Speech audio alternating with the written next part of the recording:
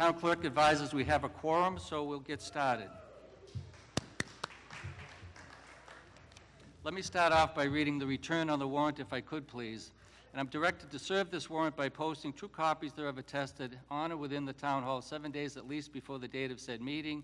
Hereof fail not, and make return of the warrant with your doings thereupon at the time and place of said meeting, given this 8th day of July 2018, and signed by members of the Board of Selectmen, posted and duly returned here this evening. So we're lawfully convening. If I could, let us start with just bowing our heads for a brief moment of silence in recognition of all the loss of life that we've sustained here in the United States and across the world during the past 4 months.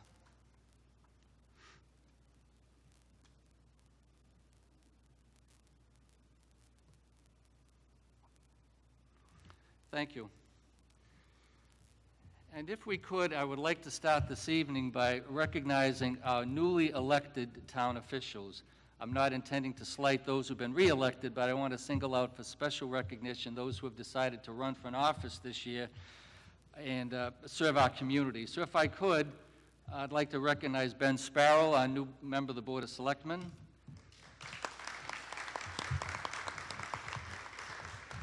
On the school committee, Mary Savard.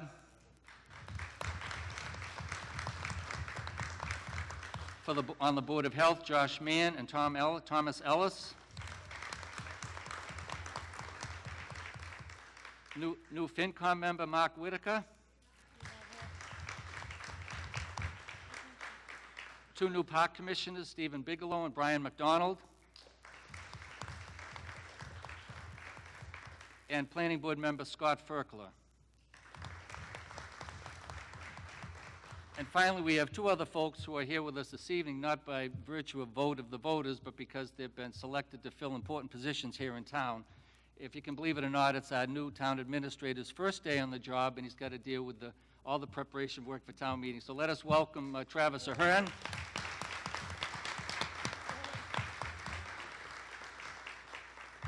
And our acting school superintendent, Dr. Susan Kutzka.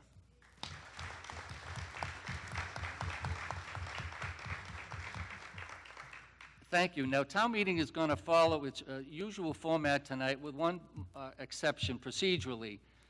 I've been authorized by town council, and you'll be hearing me after some introductory comments by the FinCom and the Board of Selectmen to present a consent agenda in which we're going to ask you to consider in a lump sum 5 or 6 different articles that are customarily voted by town meeting without debate. The idea isn't to chill debate. The idea is to have you citizens who have taken your time to come down here under these circumstances to do the town's business in an expeditious way. When I say not to chill debate, as I read off the articles that will be part of the consent agenda, if any 7 citizens rise and seek to have a discussion on any particular one of those articles, I'll withdraw it from the consent agenda and treat it in the usual fashion, okay?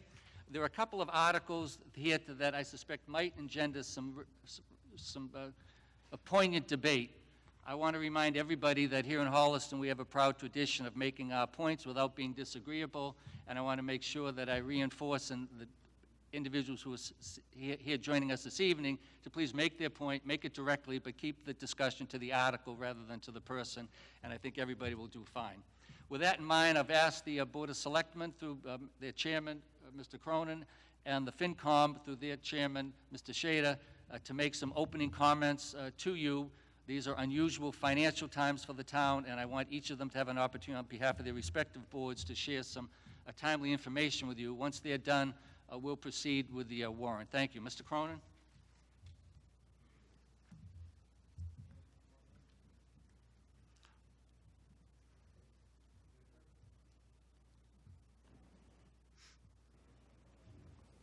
Thank you, Mr. Moderator. Mr. Moderator, may I presume that you're not going to take a vote on Article 1 at this time? We're going to proceed to opening remarks before this. Very well. First of all, welcome. Thank you very, very much for coming out this evening. We recognize under the circumstances that these are very stressful times for folks. My remarks this evening are meant to give you brief, concise updates on the state of the town. I wanted to first, before we get going, welcome our Fire Chief over to give us a brief overview of the environment we're meeting in tonight and give us a little bit of a decorum update. Mike, if you could, please. Thank you, Mr. Chairman. Thank you all for being here. Thank you for not moving the chairs. We took great care when setting up the chairs earlier today to make sure that we are physically distanced, both for individuals as well as for household members who are attending together. As you participate, you will stand, and the person with the boom mic can come over, and you can speak into the mic. You don't need to touch the microphone. It will be held in front of you if you wish to be heard. At the end of the evening, when it's time for us to leave, we will be exiting out through those doors over there towards the parking lot. We will peg them open. It will be touchless. You will not need to touch the crash bars. And we will dismiss you by rows so that we can continue physical distancing just as we did on the way in. We will dismiss you by row just like if you were at a wedding or a funeral or some other formal occasion. And again, thank you for coming out. Thank you for practicing physical distancing, wearing your masks, and if there's anything else that we can do and you have questions later on about our handling of the pandemic locally, I'll be happy to address those individually. Thank you, Mr. Chair. Thank you, Mike. One of the ideas that I had coming into this evening was to recognize the public servants that have made town government function during this time period. Over the last 4.5 months, the town has undergone significant changes, technologically, operationally. It put a lot of stress on the ability of the town to continue to function. Nevertheless, the department heads who carry out these daily tasks are the ones that we've turned to ask to exercise our judgments and to carry out their duties. They've done so without fail. They've done a tremendous job keeping us going. And this evening, I know several of them are in this room. Several others who are non-residents are in the adjoining room. I'd just like to ask them to stand for a brief moment. Department heads in the room, if you could rise. I'd like to recognize you and recognize the work that you've done for us over the last several months. Chief, any others, please rise. I see some at the back. Thank you very much. If I could just thank them very much.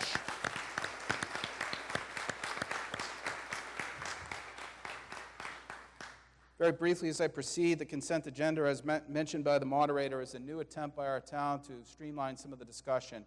I hope to see this in future town meetings. It's a way to kind of move things along administratively while keeping the focus on the things that we all came here to talk about. Moving on.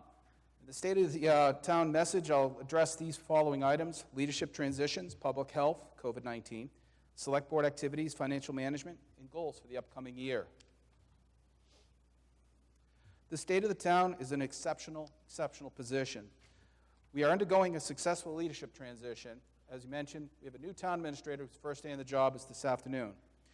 We also have undergone a successful navigation of the health emergency. I'll get into that in just a minute. We've had incredible support, as I mentioned, from department heads and town leaders who've kept us on course. In addition, we've had 2 new hires this year who have maximized taxpayer investments, a sustainability coordinator, and a facility manager. We're in a very strong financial position. Holliston continues to enjoy a very strong financial position, maintaining a bond rating of AA+. Over the last year, we've had some transitions on the board. Our select board chairman, Mark Aronian, moved on. Mark served as a chair this past year during some of the most challenging times Holliston has ever experienced.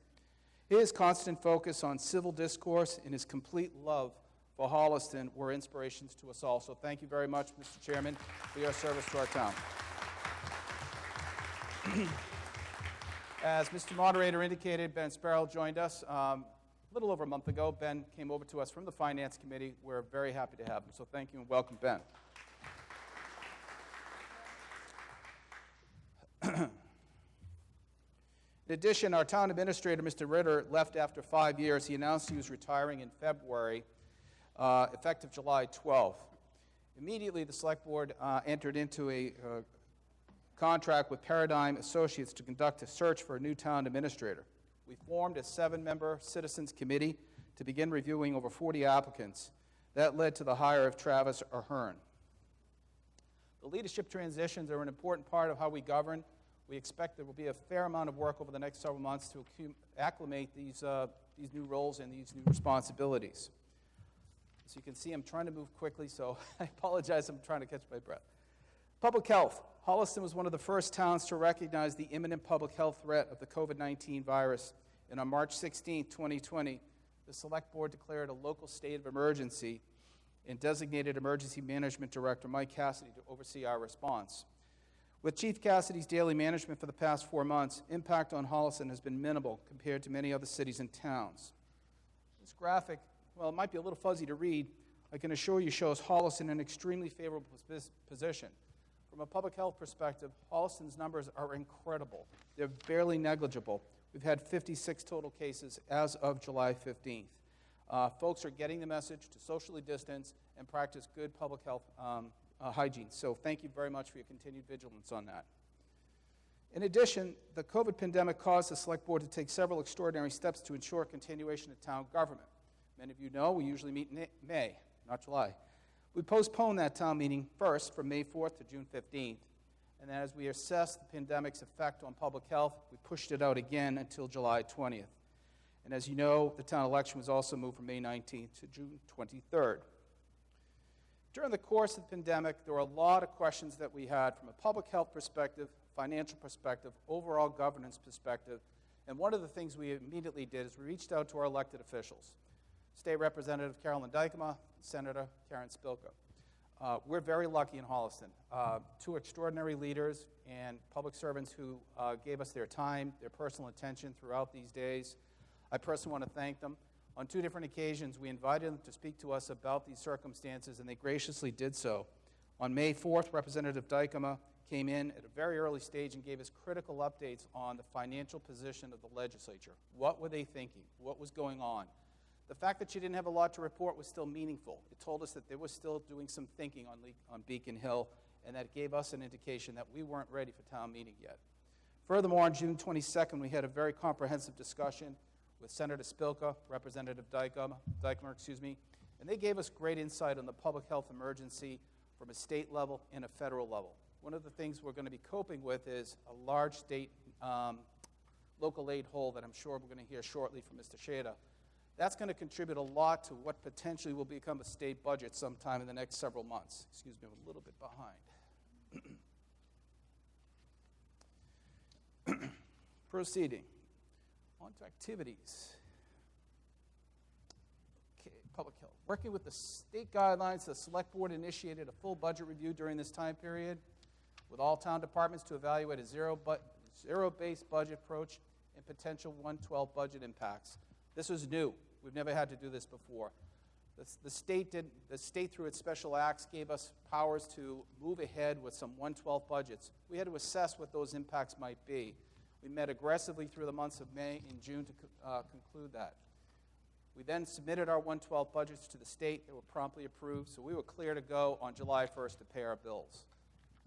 In addition, the CARES Act, which is a grant available to the cities and towns affected by COVID, was made available to Holliston. We successfully applied for a $1.3 million grant. It's overseen by the Emergency Management Director, and the oversight is prepared by the Select Board. We expect over the next several months to be tapping into that account to pay for a number of different expenses associated with COVID. Not surprisingly, the largest section of that CARES Act will go towards schools and their readiness to reopen.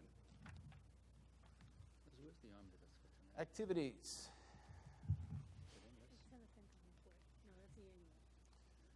One of the things I did is I looked back at the past year and I recognized there were a number of major events that occurred. I just want to call your attention to some of these activities. One of the first things we did out of the gate was we changed our name to Select Board last May. We thought it was a more inclusive representation of how we conduct our business. We completed our analysis and modeling of salaries for department heads who have been chronically underpaid. There was a disparate pay schedule assigned to the department heads over a period of time. Working with the Finance Committee, we came up with a model that successfully passed last May with an appropriation to fund improved salaries. We rolled out a new trash and recycling contract. We're projected to save nearly $50,000 a year, and we've reduced our waste tonnage by 724 tons. That's pretty significant. We took control of the 9 Green Street property over near Green Street, and formed a committee to review its reuse.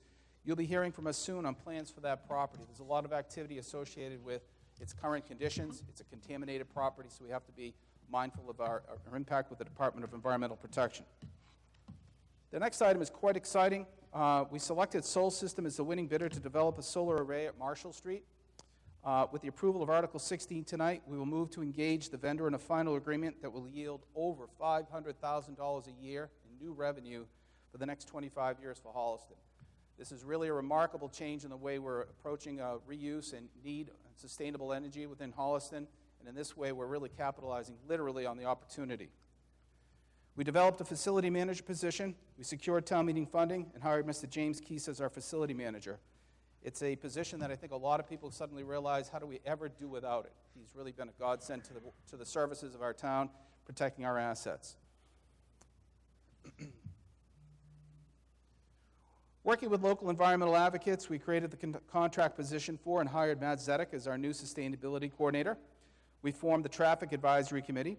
We also adopted the Complete Streets policy to improve Holliston's transportation network through smart, safe, and measured planning. We drafted and presented for discussion a debt model that will inform discussions on long-term capital improvements. Earlier this year, we had a tri-board meeting with the school committee and the finance committee to begin examining where's Holliston's positions on capital. With respect to capitalization of high schools and other major assets, we want to understand what is our position. You'll see later on, we're retiring a lot of debt, and we want to have an open dialogue about where do we see Holliston's needs emerging. To that end, we signed off on a statement of interest to the state regarding a study for the need for a new high school. That's the second year in a row we signed off on that. We formed a 5-member governance committee to review current bylaws and special act as they relate to our town governance. We expect Phase 1 will be reported in October, focusing on the town administrator's role.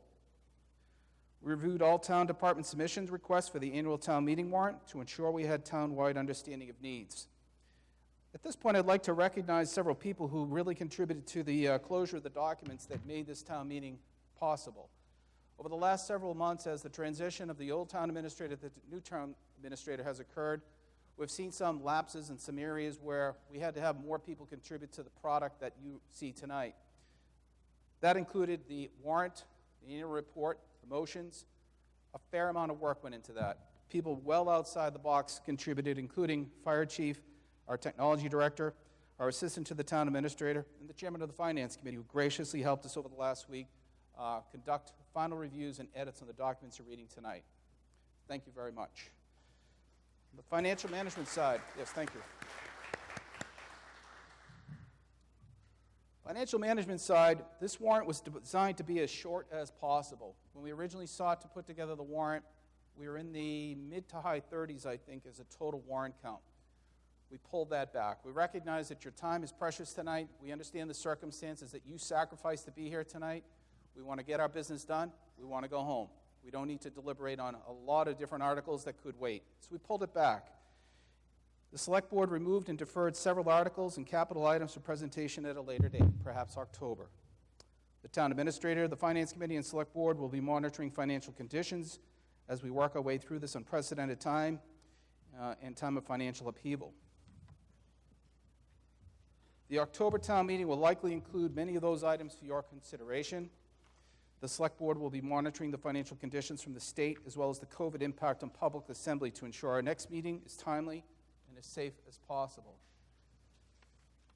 A few other financial updates for you. The board approved a 3% reduction in water rates for FY21. We expect the new water treatment plant to be online in mid-2022. And the debt relief continues. After paying off the elementary school on December 1st, 2019, we'll pay off the following debt in the next few years. That includes 1750 Washington Street, the middle school, and the high school in the following years.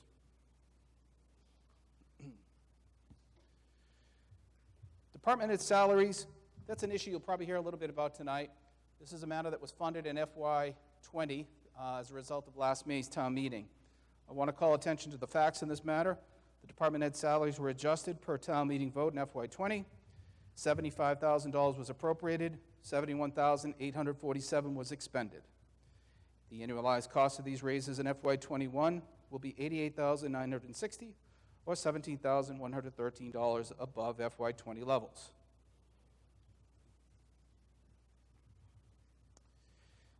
The annualized increases are recommended for approval by the Finance Committee in this warrant, Article number 11. All department heads now have competitive salaries and associated contracts that are renewed each fiscal year. Finally, goals for the coming year. Our board reorganized a little over a month ago, about a month ago. Recently, as a result of that reorganization, we came together and expressed our goals for the upcoming year. The following represent the the goals of the three select people. We're going to successfully acclimate the new town administrator into his new role as defined by the Special Acts of 1994, Chapter 94. That's his job description. We're going to propose public works improvement plans to the town to address our water, street, and sidewalk infrastructure. We'll continue to improve the transportation flow, pedestrian and motor vehicle traffic, find ways to enhance the recreational experience of all citizens. We'll receive and offer governance committee recommendations to the town for meeting for approval. We'll explore ways to improve benefits and health insurance to town employees, expand sustainability efforts to include renewable energy initiatives, and reduce water consumption. We'll continue to work with the Finance Committee on a comprehensive capital budget process to prioritize needs and debt management while ensuring maintenance and upkeep of town assets across all departments. We'll begin to formulate a comprehensive town strategic plan. Believe it or not, it's been over 20 years since we drafted our last one. We'll engage the community, survey needs, set priorities, examine government structure, develop a holistic view of town resources, challenges, and our future. We'll improve communication across all town boards, committees, civic groups, and residents to ensure ideas are heard, actions are taken, and most importantly, the citizens' interests are always placed first. This goal, in my opinion, should be on every board's agenda every year. I think it's important that as elected officials, we model good behavior and project your needs, not ours.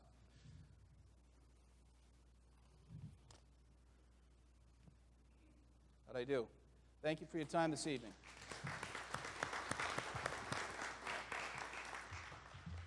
Thank you, John. We've heard the report of the Board of Selectmen. The motion is that the annual report of the town for the 12-month period ending June 30th, 2019 be accepted. Is there a second? I see a second. All those in favor say aye. All opposed? So voted. Ken, before I call on you, I'm going to take up a couple of housekeeping measures first, please. Prior to Article 1, suggested motion, move that the following non-residents and non-voting town officials, consultants to committees be allowed to speak during the course of this annual town meeting. Travis Ahern, Town Administrator; Peter Botelho, Assistant Superintendent of Schools; Mary Biscay, Treasurer Collector; Daniel Brown, not the Daniel Brown, but this Daniel Brown, Special Labor Counsel; Brian Clapp, Conservation Agent; Sharon Emmerich, Town Accountant; Jonathan Evans, Keefe Tech Superintendent; Mark Frank, Parks and Rec Director; Susan Kutzka, Interim Superintendent of Schools; Dan McLeod, HBS Director of Technology and Digital Learning; Leslie McConnell, Library Director; Linda Marshall, Senior Center Director; Christopher Mayo, Technology Director; Scott Moles, Health Aid Director and Agent; Stacy Ober, American Kennel Club Community Outreach Coordinator; Catherine Pierce, Principal Assessor; Sean Reese, DPW Director; Dolores Sharrock, Keefe Tech Director of Finance; Karen Sherman, Town Planner; Matthew Stone, Police Chief; Jason Talaman, seated behind me, Town Council; Donna Walsh, Animal Control Officer; and Jacqueline Weiner, Director of Youth and Family Services. Is there a second? All those in favor, say aye. And then as the consent agenda, this will be a motion made by me, as I've explained to you previously.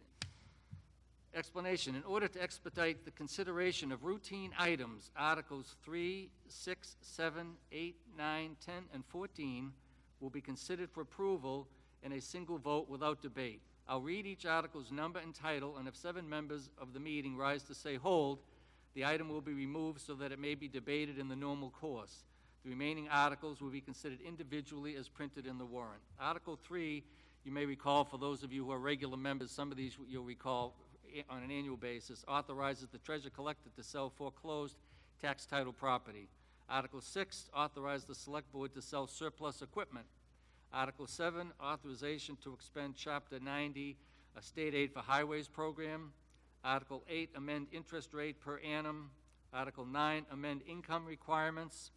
Article 10, revolving fund spending limits. And Article 14, CPA administrative budget.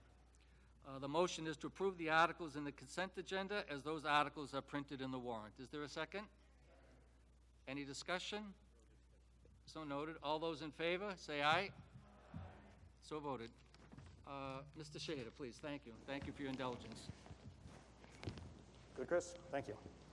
Okay, well, as all of you know, I come here every year to tell you about the finances, and I can only say that I'm really upset it's July and I'm standing here doing this. But the good news is, thanks to the support of town meeting over the last decade plus since our last recession, Holliston is probably in the best financial position of any town around us when it comes to dealing with the crisis we are now facing. Okay, when we started out budgeting this year, we looked at the situation when the pandemic started unfolding, and we realized we had to modify our budgets, and we had to modify the financial plan to account for what was unfolding in front of us. Because of that, we looked at a bunch of objectives to guide our budget for FY21. The first one was minimally disrupt our long-term financial objectives. As everybody knows, I stand up here every year and every October and I talk about strength of reserves, living within our means, trying to be fiscally disciplined. The good news is because town meeting has supported that, we're in a very good financial position. The bad news is we're facing tremendous uncertainty that probably no one in this room has ever faced in their lifetime as far as what municipal finance is going to look like going forward. And I'll talk about some of those details in a moment.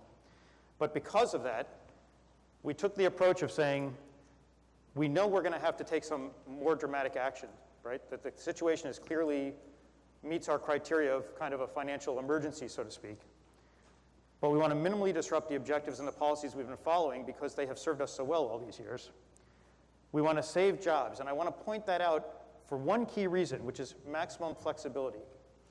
As Mr. Cronin pointed out, the state budget is still very much up in the air.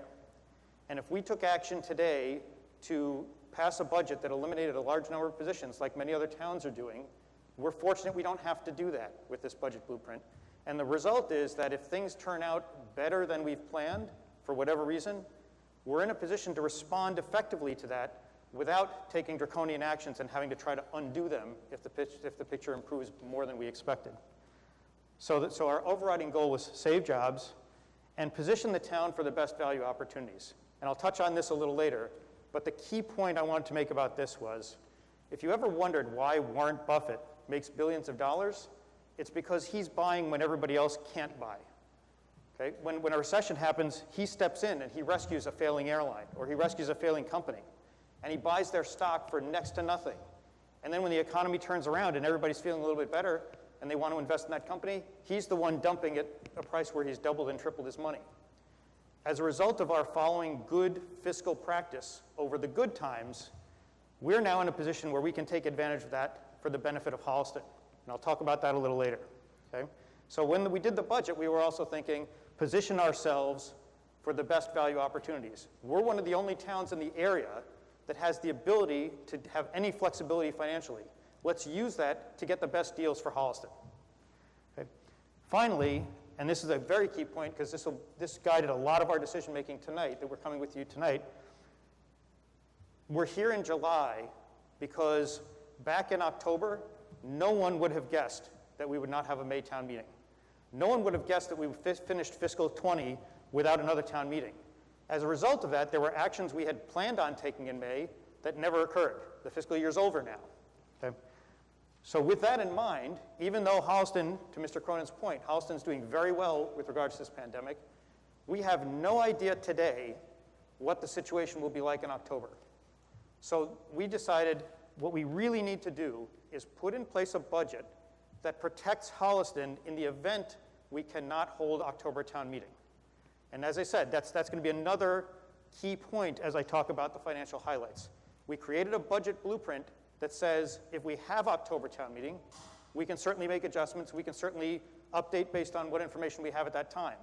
But we didn't want to put the town in the position of needing an October town meeting if the pandemic got worse. Nobody's going to want to come here in October and meet to pass budget changes that we have to do simply because we weren't smart enough to recognize that we might be in the same situation again in a few months. Okay?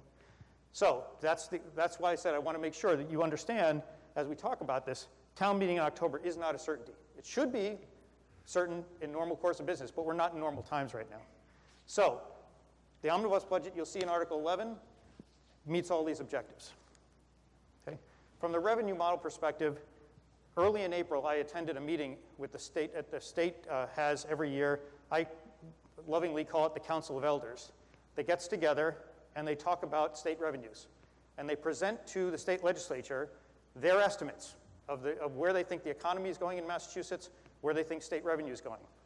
And it was a really depressing phone call this year.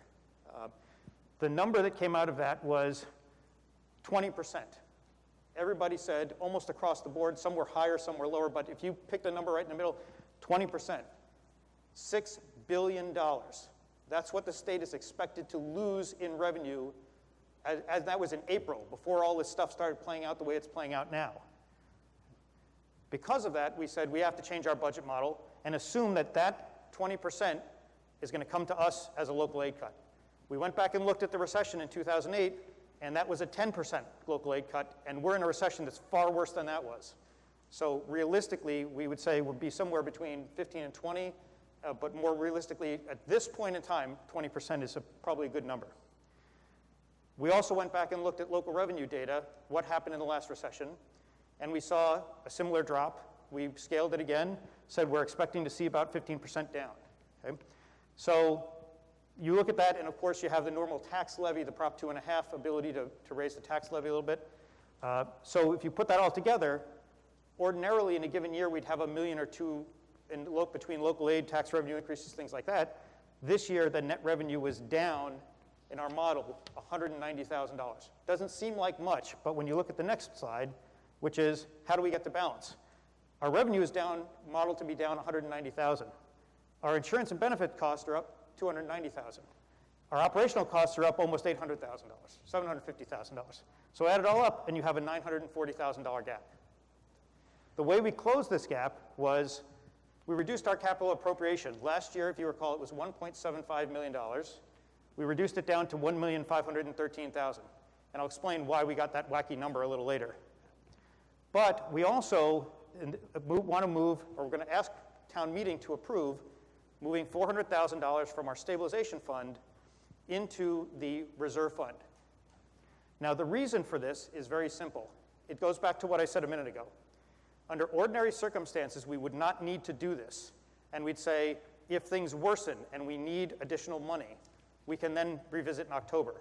But right now, we don't want to stand here and have to count on that money in October if we can't meet in October. So this is a precautionary move to make the money available. And just to be clear, moving it into the reserve fund doesn't mean it gets spent, doesn't mean it has no authority, doesn't mean it has no oversight. The reserve fund has statutory requirements for expenditures from it. It has to be an unanticipated expense. It has to be approved by the oversight board. So, for example, it comes to the finance committee after the appropriate oversight board, either the select board or any other town board, has approved the request. So there's a balance and check to make sure the money is just not spent. Okay? But what this does is it gives us the ability to respond if the pandemic worsens, and I'll talk about that in a second. Because we didn't have a May town meeting, we actually had $200,000 left over that we were going to allocate at May town meeting for specific FY20 activities. Because FY20 is now over, we took that $200,000 and we said, just for this year in FY21, we're going to use that $200,000 because it's only one-time money. We're going to add that to the budgets in FY21, to the budgets we wanted to add it to in FY20 to get that work done. So this is money where you'll see it reflected. It's already in the omnibus that you have, scattered in, and I'll talk about where it is in a minute, but basically it's there to allow us to take care of the things we couldn't take care of in FY20. It's not being added and used for normal operating budgets. It will come out in FY22. Okay. And again, and the other way we closed the gap was, as Mr. Cronin mentioned, we have, there's an electricity surcharge that was added to the town's aggregation program to pay for the sustainability coordinator.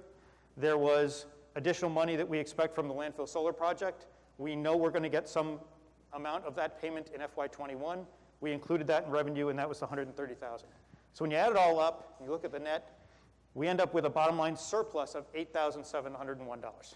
Now, I will tell you, from all my years of experience on the Finance Committee, that's not much. Okay? That's not much at all. We typically leave a bigger surplus if we can, because the numbers we're dealing with are not final. Right? If the state aid goes down 22%, that $8,000 is not going to cover it. Right? So I just want to point out that it sounds like we've got $8,000 to play with. We'd really want to have more than that. But in this situation, we move the $400 into stabilization, from stabilization to reserve. That gives us the ability to handle any emergencies. We think we can weather the storm. Okay? Okay, so the key points. We reduced our capital appropriation. That was to save jobs. to be very blunt, because that's one of the sources we can easily add back. If the fiscal picture improves and we get more local aid, we can easily take that money, put it back into the capital appropriation, and we're whole. Nobody has to lose a job and be rehired. Okay, so we'll revisit that after we get the final state numbers, at whatever town meeting comes after this, whether it's October or next May. Okay, as I mentioned, we're using the stabilization to boost the reserve fund. The current federal pandemic aid that Mr. Cronin referred to, the CARES Act, expires December 31st, 2020, right now. So if we don't meet in October for whatever reason, and we go into next year, right now, without any new change in new legislation, we don't have any money to cover our COVID expenses. Because of that, we said, let's bolster the reserves, so that if we don't meet in October, and even if we do meet and it pushes into January or February, that we're not left with this funding gap. We're not left with an inability to respond to COVID needs, because the government money ran out and we don't have a town meeting to put more money available, make more money available. So the real thing I want to point out about that is that's a pandemic proofing measure. Under ordinary circumstances, if we knew for certain October would happen, we wouldn't need to do this. But we can't rely on October happening. We're standing here in July because we couldn't count on May happening. Okay. So again, the use of the 2020 FY20 free cash only for items intended for FY20. There's a one-time bump to the up branch account in the DPW budget for tree work to catch up on tree work that they need to do. There's maintenance work at the senior center, and the remainder was placed in the capital expenditure fund because that is one-time money.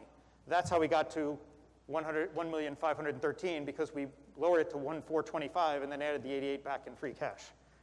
Okay? But the key point is, pandemic proofs the town and does not require staffing reductions. So how did we get there? Well, we gave the departments a 0% guideline. We started the year with a higher guideline, but lowered it when the pandemic happened, and we realized the financial situation had worsened substantially. So that's reflected in the Article 5 wage tables you see. We limited increases in operational budgets. Basically, they were due primarily to the managerial salary increases that Mr. Cronin referred to. They were implemented in FY20. They had financial ramifications in FY21. I'll talk about that in just a minute. With the pandemic, all the boards were asked to eliminate as much non-critical spending as possible. And I usually do a separate slide on the school budget. For expedience, I reduced it to a bullet and said, we worked with the schools very closely to figure out what they need. They get some money, obviously, from the federal government in terms of school reopening support. But from a town budget perspective, they were able to reduce their request to 0.55%, which is really good and reflects a lot of hard work by the school committee to get the number down. Okay? And our budget will meet that request. Okay? From the managerial adjustment, I just want to touch on this because Mr. Cronin mentioned it, and I know that I've gotten a lot of questions over the last 6 months about what's this big deal, why is the Finance Committee getting all upset about this? Okay? So I just want to tell you why. I just want to take 1 minute to explain why the Finance Committee was upset about this. Last May, we stood here in front of you and said, we're setting aside $75,000 for the select board to look at and implement these increases. We agreed that they were looking at it, they hadn't formulated a plan, so we said, we'll put aside a little bit of money to let you go do that. In September, the select board in executive session implemented those adjustments, and unlike what Mr. Cronin said, the total cost is $95,758. Okay, that's the annualized year one cost. And I checked that when he mentioned before because I have the spreadsheet right here. Okay? To remain within the FY20 appropriation of $75,000, they delayed the raises until September 2019, which they did. They got it back to $75,000. However, they couldn't implement the change to the town clerk's salary without town meeting approval because that is an elected official compensation, which, as you see in Article 4, is something that needs to be approved by town meeting.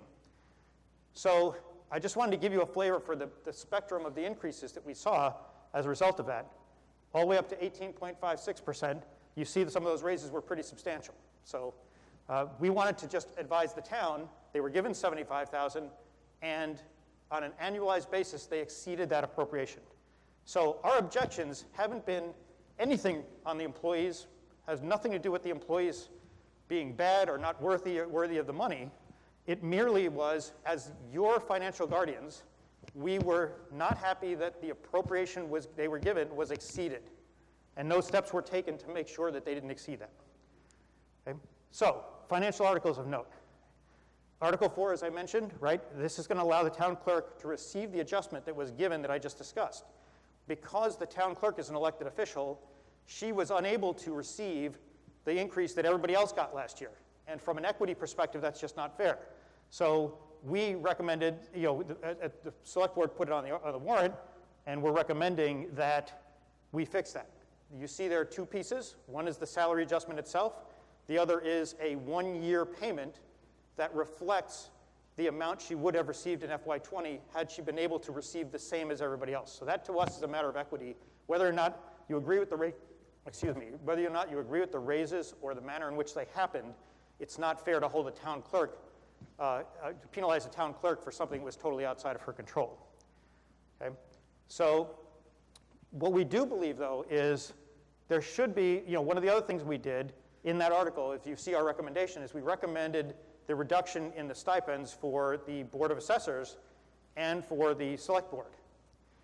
Obviously, that's not something an action we take lightly. It was necessary to get us to that $8,000 number, but in looking at where we could cut, one of the reasons that stood out was because no other boards in town get anything. Okay? And part of the problem we felt was we're struggling to balance the budget. We would like, at least for FY21, to take these off the books so that we can keep the budget balanced. And to be fair, in the same spirit of fairness to the town clerk, there should be a broader review of whether stipends should elected officials should get stipends at all. Now, I'm not saying that because I want one. I don't want one. Okay? But I do think that from a matter of equity perspective, if the argument is going to be made that someone's doing work for the town and they deserve a stipend, then it is, out of a matter of fairness, there should be a broad assessment of should everybody who gets elected and does the work, get something for that. I tell you right now, if I were offered a stipend, I'd turn it down. But the question is, should I be offered a stipend the same as any other town official who's getting a stipend? Okay. Finally, Article 5, just to clarify, it updates. Nothing has changed for FY20, except there were adjustments made to the managerial chart, and there was a new admin chart added, because one of the things I did not mention about the managerial salary increases was last May when we discussed this, the pool of workers that was supposed to cover was bigger than what they ended up covering. So they overspent their authority and covered fewer people. And now you understand why the FinCom, as your financial watchdogs, were not happy with that result. Okay? The omnibus budget, very quickly, as I said, accounts for all our recommendations, maintains our policies for OPEB funding, and results in a bottom line surplus of $8,701. From the capital perspective, there's been also a lot of talk I've heard. I don't follow Facebook too much, but I hear when things are being debated. There was discussion about committee and field and the fact that we recommended that the town appropriate money tonight for the committee and field replacement. So I want to just say something very quickly about that. I mentioned before getting the best value for the town. No one in this room could have seen the pandemic coming earlier this year. But when it happened, one very interesting thing happened. All the towns around us stopped spending money because they didn't have any money to spend. And when that happened, guess what? The price of everything we want to buy went down. Okay? Went down because suddenly there was a lot of supply and no demand. So what we looked at that time with the school committee, we were working with the budget subcommittee, they told us, hey, if we had been able to have a Maytown meeting and had the appropriation for committee, which, by the way, is on this year's capital plan. It was due for replacement this year and would have been funded in May if we had Maytown meeting. We could have saved ourselves $40,000 because the contractor we were looking at came to us and said, hey, you want to go now? We'll give you a $40,000 discount. This is what I said about good financial planning, setting us up to get the best value during a time of crisis. So the reason we're asking you tonight to approve funding for Comedian, which, by the way, your warrant says $500,000. The school committee informed me just before town meeting that they voted to lower that to $480,000 because they're confident they can get a better price. Okay? We're asking you to do that tonight. Why? Because we don't know if we'll have an October town meeting. We don't even know if we'll have fall sports. If we don't have fall sports, guess what? We can do the Comedian replacement while nobody's using the field and while every vendor is going to be begging us for the business. So let's approve that money and put ourselves in a position where we can save ourselves thousands of dollars on something we know we're going to have to do in the next couple of years. Okay? And finally, 15 and 16 authorizes solar projects Mr. Cronin referred to. It's tough keeping my breath in the mask here. Okay, finally, one of the biggest things that I've heard this past year was the Finance Committee, are they overstepping their authority? The Finance Committee isn't giving us money. The Finance Committee is spending too much money. The Finance Committee is doing this. So I felt it was important to remind town meeting exactly what our role is in the statutes. Okay? There's a Finance Committee handbook that's produced by the Association of Town Finance Committees that summarizes Mass General Law. And it says, I bolded there, the committee has oversight responsibility for all municipal financial matters. In the Holliston's Town Administrator Statute, which I've seen cited on Facebook 500 times in the last year, right? You read what the town administrator does, and it talks about him doing the budget, him or he or she doing the budget, and says, submit the same with recommendations to the Finance Committee. And if you look at state statute, Mass General Laws, Chapter 39, Section 16, it says right there, in every town having a Finance Committee, I'm paraphrasing a little, appointed under the authority of this section, such committee shall submit a budget at the annual town meeting. Okay? And finally, our own town bylaws say very clearly, the Finance Committee shall consider any and all municipal questions for the purpose of making reports or recommendations to the town. So all I want to emphasize is, we don't spend money. You do. Our job is to act as your financial stewards, your voices, when it comes to overseeing the town's expenditures and recommending to you what we think you should do. But ultimately, we don't spend any money. So I just want to emphasize that when people say the Finance Committee, our sole purpose is to recommend to you and tell you why we made our recommendations, and hopefully you support our recommendations.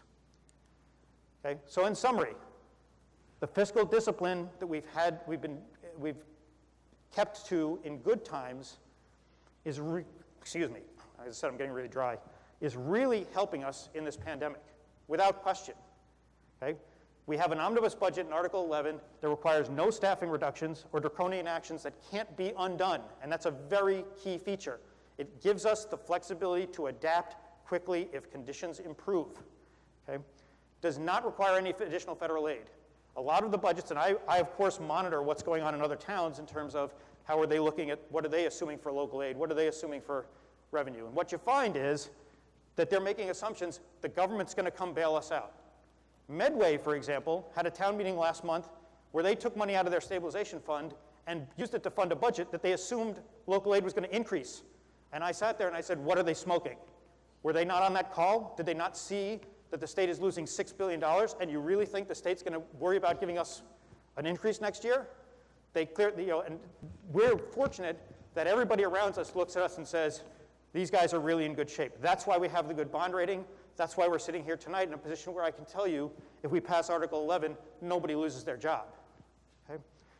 In addition, it meets our requirement of pandemic-proofing the town in the event we don't have an October town meeting. Fool me once, shame on you. Fool me twice, shame on me. We never thought last year that there would never be a May town meeting. Now we know there might not be an October town meeting, so we're fools if we just assume that there's going to be one and get caught again. Okay? Finally, we have to maintain our financial discipline, right? We're here because we have been doing that.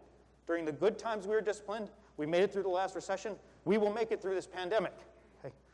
But town meeting has supported this fiscal discipline for years, and we ask as a Finance Committee for you to continue supporting it tonight so that we can get through this pandemic. Finally, everybody knows I won't bother. We have you know how to get in touch with us. We're available. You can find us. We all respond to our emails. Some of us respond on Facebook. Okay? And finally, I want to point out one thing. We have a lot of talk about masks and social distancing, and we're all sitting here spaced out tonight.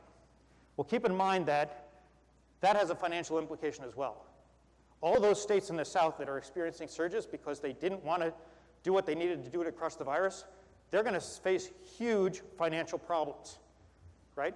So it's financially to your benefit, not just your own health. It's to the benefit of the town to crush this virus the best we can. So make sure you wear your mask. Make sure you're doing social distancing. I don't know what that happened. And make sure that you do everything we need to do, because the sooner we as a community crush the virus and keep it down, the sooner we get back to our financial footing and the better off we'll be. Okay, thank you, everybody. I apologize for going long.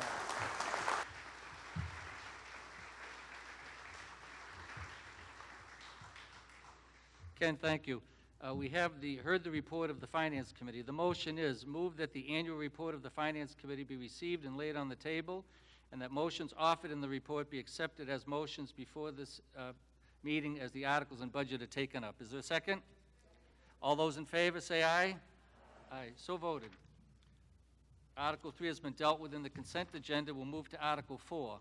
Article 4, to see if the town will vote to raise and appropriate a transfer from available funds for the purposes of fixing the salaries and compensation of all elected officers of the town effective July 1, 2020, which salaries and compensation are printed below, and the schedule cites as follows. Board of Assessors, FY 2021, $7,500, and the same amount for FY 20 that we've just completed. Select Board, $175 for both of those years. Town Clerk's salary for FY 2020 was $69,519. Recommended for, under this article for FY 2020 is $77,917. And with respect to the Town Clerk for FY 21 salary adjustment, which shall sunset effective June 30th, 2021, $6,798 to take any action relative thereto. Comments that I'll share with you. Based on advice from the Massachusetts Department of Revenue, town meeting must approve the annual compensation for all town officials. In reference to the town clerk's salary, this additional compensation would bring the position of town clerk in alignment and schedule of other department heads. The $84,715 is the total compensation for FY 21, and this includes an additional $6,798, which represents the increase the town clerk should have received in FY 20, consistent with other department head salaries, and at market value. However, as an elected official, town meeting must set the salary. The motion is move that the article be approved as presented in the warrant. Is there a second? It's open for discussion. Sponsors are Mr. Ahern and Mr. Cronin. Either of you, Ms. Ahern or Mr. Cronin? Mr. Shady, I'm sorry, does the sponsor of the article want to be heard first? Not at this Yes, time. Mr. Cronin, go ahead. Not at this time, Mr. Moderator. That's okay. Mr. Shader?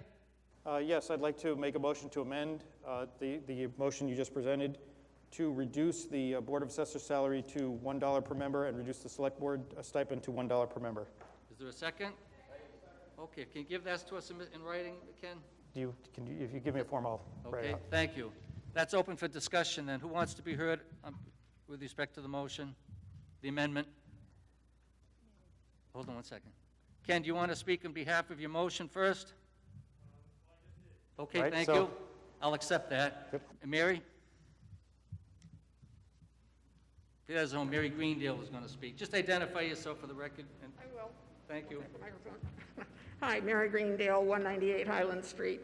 I'm a member of the Board of Assessors, starting my second term. The idea of standing up here and even debating over $7,500 is really rather embarrassing and kind of like, oh my God, there's so many more important things to do. But at any rate, the assessors and the Board of Selectmen too, or Select Board, have always gotten paid a small stipend or a stipend since history began, and that's because they were full-time positions at one point. But at any rate, I think it is time for Holliston to have a conversation about who should be getting stipends and who should not, or who needs to, and what the boards, maybe we could attract more people to participate in town elections if in fact there were stipends. I don't know. The difficulty I have tonight is that I don't think it's the right time, and I'll tell you why. We went through the entire budget process, and never in that process, in creating a 1% budget, a 0% budget, and then a 1/12 budget, never did anybody bring up the subject of the stipends. The first that we heard about it was the Finance Committee took a vote on June 30th. It was a unanimous vote by the committee. They discussed it briefly.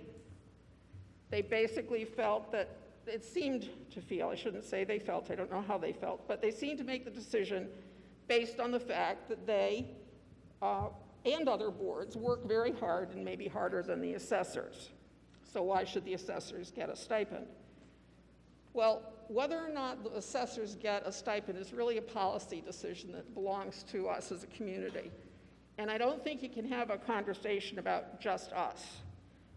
But the bottom line is, when the people who are sitting on the board ran, the stipends were part of that. The Finance Committee, as an advisory committee, is entirely within its purview to come to town meeting and make such recommendations. But I do think that not talking to the people who are in those positions, who ran for those positions with the stipend in place, without talking to them, was a breach of process. I think that it's like just taking out a salary, somebody going into some of the departments and just taking out a salary. I don't think you can do that in a properly processed way. You can't go in there and do it without a discussion with the people who are affected. It's just not fair. So to me, the fairest thing would be to let it go this year, pay it this year, and then come back and let's just resolve once and for all, should there be stipends or not? And if there are, great, and if there aren't, that's great too. I think that for the $7,500, we have $6.5 million in stabilization fund. Indeed, we're in pretty good shape thanks to a lot of hard work on the part of the Finance Committee, but I think $7,500 out of the stabilization fund isn't going to put us on the brink of anything. So anyway, that's basically it. The process, we weren't even talked to. We weren't asked, discussed, conversation, nothing. And it just isn't fair. Thank you.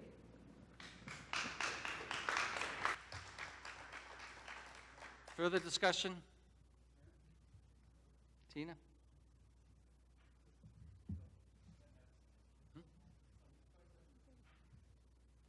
Tina Hine, 142 Union Street, also of the Select Board here. I just would add this to Mary Greendale's comments. Salaries and stipends are determined by contract negotiations and policy. This is best practice.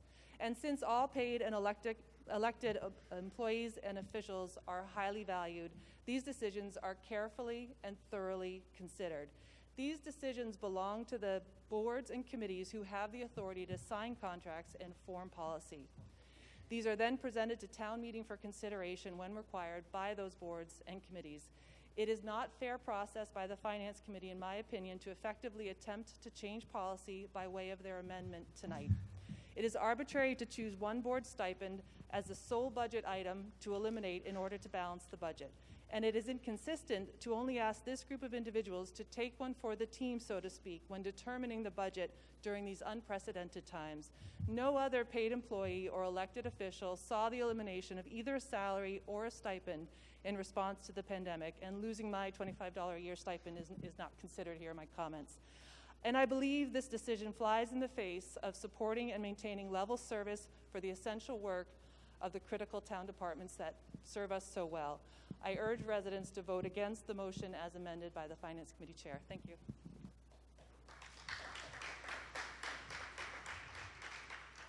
Further discussion?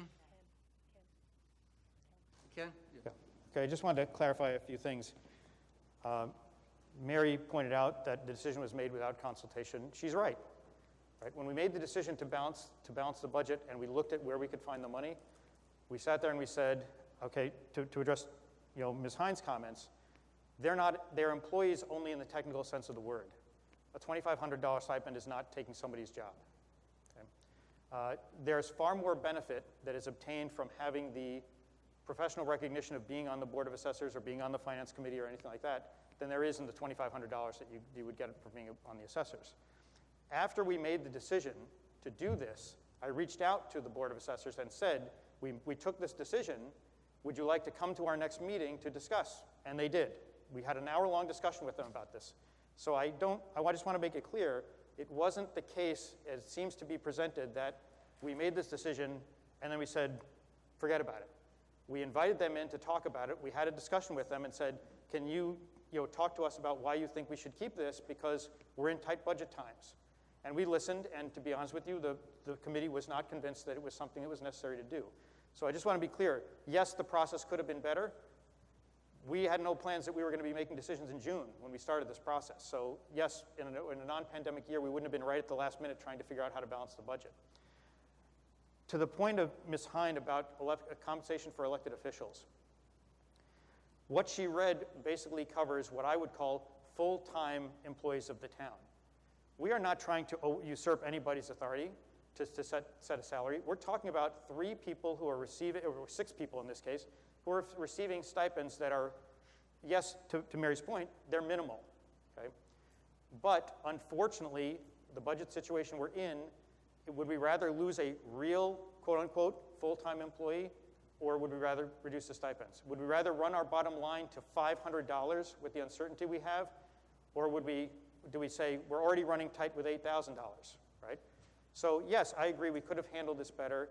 We could have handled it through a more formal process. And yes, we absolutely support, and we told this to them, we support reviewing this for 2022 for all elected officials to decide on a more universal policy. But in no way were we overstepping our bounds. We're making a recommendation to you that we think that it would be proper to eliminate to balance the budget this year. And then we'll have the discussion, and then we'll come back next year and we'll talk about it. Thanks. Thank you. Yes, former Holliston Citizen of the Year, Pam Zico.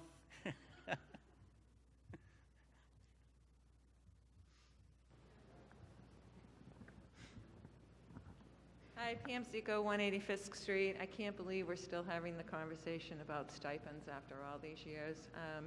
I just can't believe it. I mean, we have tried to take the stipend away from the assessor's office for years and years Pam, and please years. speak up. It's I'm very hard to sorry. hear. Please speak up. I said I can't believe that we're still having the discussion about stipends in the town of Holliston. We have gotten rid of so many department stipends. I look forward to next year having the discussion again. I think Mary's right. I think it's a surprise tactic to get rid of the stipend right now. And I know we need the money, but I'd rather do it on the up and up and, do it all clear board next year. I remember there were lots of departments in this town that received stipends, and a lot of people received health care with their stipends, and we put a switch to that and stopped the health care portion. I don't think there's anybody in town that receives a stipend that also gets free health care. Is there anyone still? There are. Okay. So that's part of the stipend, too, is that they also receive their health care paid for. So, thank you. Thank you. Further discussion? John? Oh, I'm sorry. Where? Mr. Cronin? Go ahead. I just want to clarify one point. The reason we're recommending reducing the stipends to $1 is so that we don't jeopardize anybody's health insurance if they're taking advantage of it, just to be clear. We didn't want to do that to anybody in the middle of a pandemic. Go ahead, John. Am I good, Chris? I'd recommend the town meeting reject this motion. This article is written to support the stipends as drafted. As Mary indicated, the Finance Committee undertook the action at the very last minute without consultation. They broke their own process. The process is critical. If we're going to follow it, everybody's got to play by the same rules. In this case, I understand the financial issues that they're bringing forth. I'm not concerned about the financial piece. We can balance that under Article 11. In my opinion, if the Finance Committee wanted to have a discussion about stipends, they should have opened it up in the 2+ months that they had between May and now, when they were basically waiting for this moment. They had plenty of time to deliberate and evaluate all different kinds of financial issues, including stipends. Incidentally, the selectmen got, as Tina indicated, get a very minimal stipend. I'm not in this game, it's $50, but the Board of Assessors get $2,500 each. In addition to those stipends, our firefighters get very significant stipends. They perform a critical role for us. The stipends in this town have traditionally, as Pam pointed out, been a sticking issue. A lot of people have issues with them. What I'd recommend is you reject this motion. This evening, before we met for town meeting, the select board met, and one of our items that we discussed was to form a citizen subcommittee to discuss the stipends in Holliston, evaluate the need for them. Do we compare with other communities? How do these stipends affect our financial situation? Will they have a benefit to recruiting people to run for office? It's a holistic issue, and it's one of those things that I wish our friends in the Finance Committee had embraced, because I think they would have found out that some more equity is in play and probably would have avoided some of this consternation. So I would urge you to reject this motion. Thank you. Mr. Former Selectman Jay Marsden.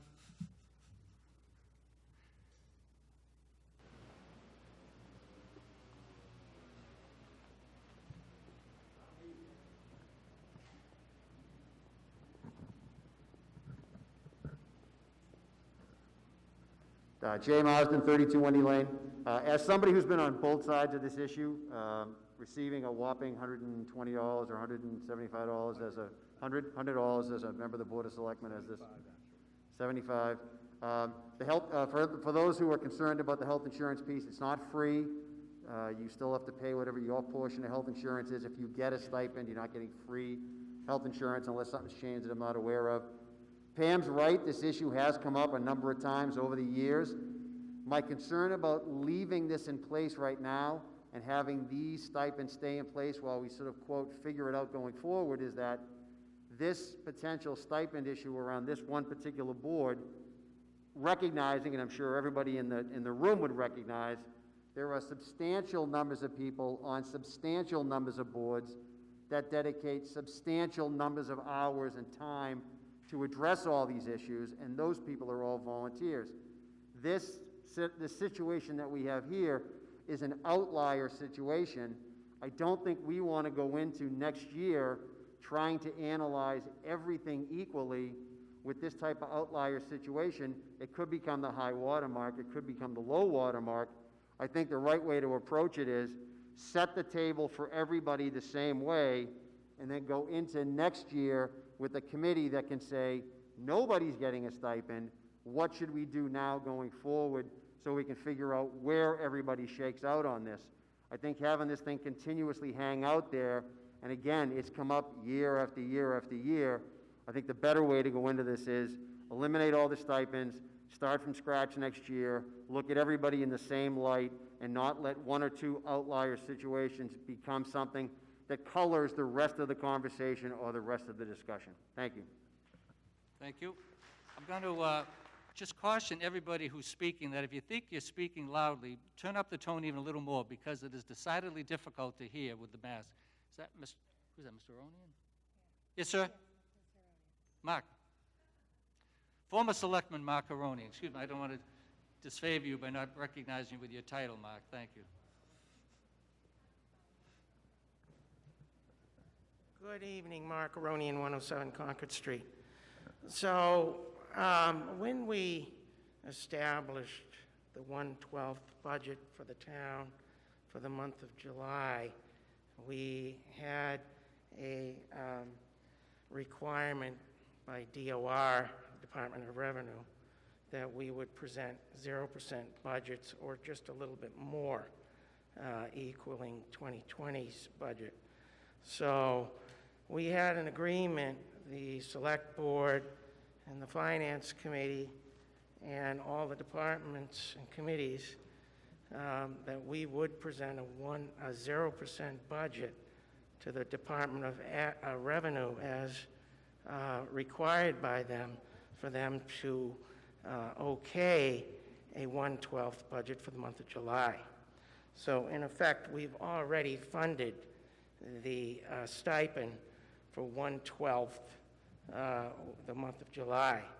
And because I think that we've all agreed on this 0% budget for this year, I do believe that, it would put our town accountant, who signed the paperwork for the Department of Revenue's, for their paperwork, it puts her in a bad position with her relationship with Department of Revenue, because she signed her name that we would indeed do 0% budgets or a little bit more for each department. By removing this stipend from the assessors, you take it out of the 0% budget, and it's therefore less. So I think it's a bad move for our town. I think it makes us look bad to the Department of Revenue, who we depend on and need for advice. And so I would like to see this amendment defeated. Thank you. Mr. Alford? Thank you, Dan Alford, 315 High Street. Louder? No one's ever said that to me before. Okay. So with all due respect to Mr. Aronian, he's actually conflating two different things. The 1/12th budget was an administrative tool to allow us to get through the end of the fiscal year and into July without having passed what the budget that we're going to try to pass tonight is. It has nothing, we're not going to look bad to the DOR. Nothing was promised. It was just a 0% budget so that we could continue moving on into July without, and have something to spend. I mean, so Mark, I'm sorry, but that's, everything you just said right there was absolutely just not right. So I don't know how else to tell you that, but the 1/12 budget has nothing to do with what we're doing right now. So again, yes, we voted a little bit late in the process. It's unfortunate. It wasn't planned. We looked down, we had a 0 basically at the bottom of the spreadsheet, and we were looking to have a little bit of a cushion at the bottom of the spreadsheet, because again, we're already using stabilization, and that's why with the move for the stipends came later in the process than would have been ideal. I apologize to everyone who's been involved in that, but that does not change what's right and what we should be doing here. Furthermore, to Mr. Cronin's point, I don't know why he brought up the firefighters. This has absolutely nothing to do with the quote-unquote stipends and the money that the firefighters receive. This is for elected officials in town, stipends for elected officials. So please, I don't know why he mentioned the firefighters. This has nothing to do with the firefighters. They are not going to be part of this, I hope. I mean, obviously the select board can do what they want, but I mean, that has nothing to do with it. So, you know, I urge a favorable action on this amendment, and we can move forward. On the amendment? No, favorable action on the amendment. Direct your comments to me, please. Thank you. You all set? Okay, thank you. Mr. Barbieri? Former Selectman, present Assessor Peter Barbieri.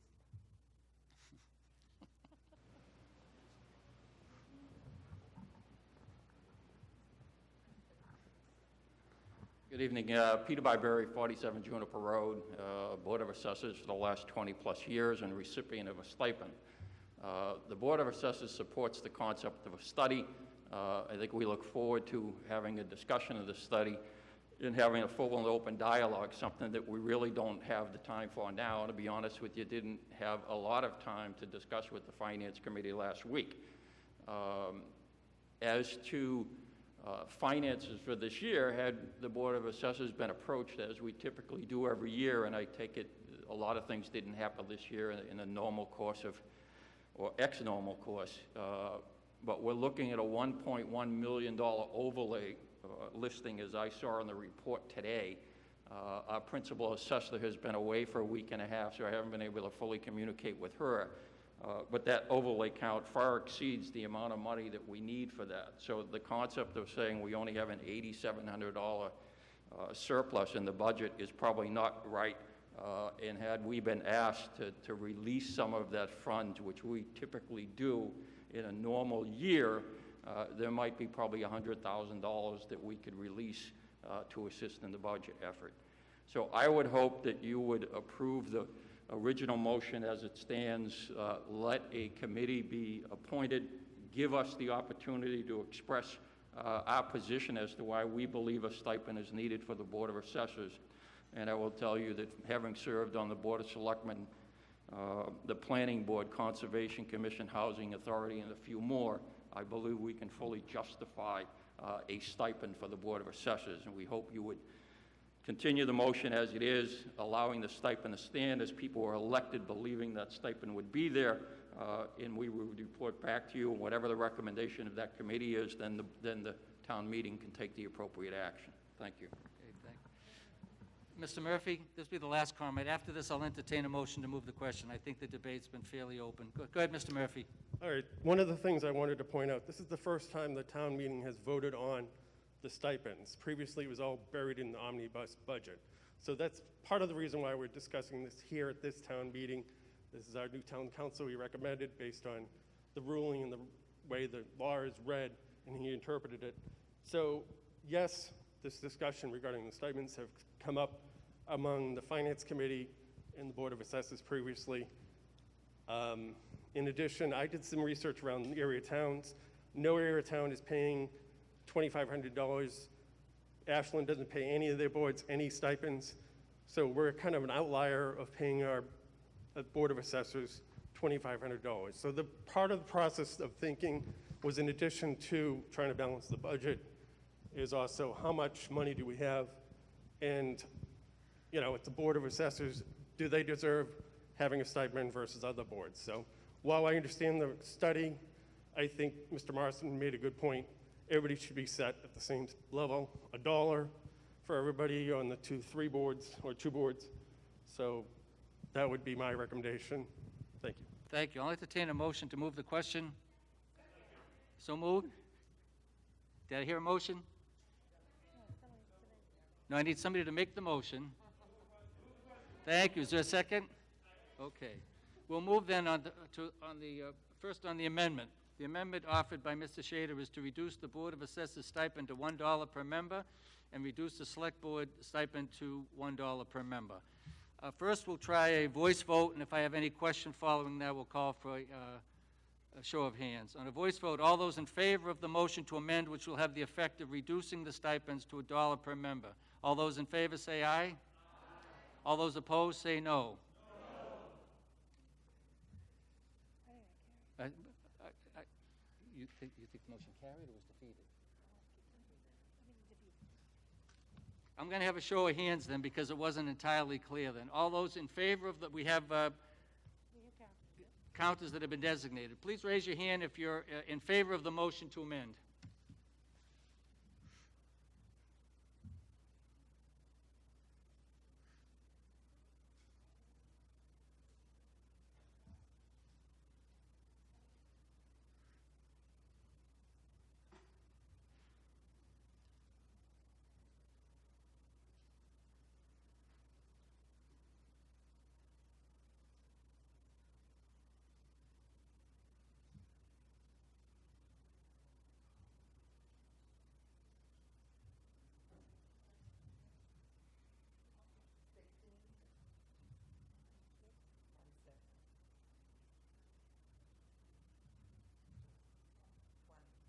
And all those opposed, raise their hands, please.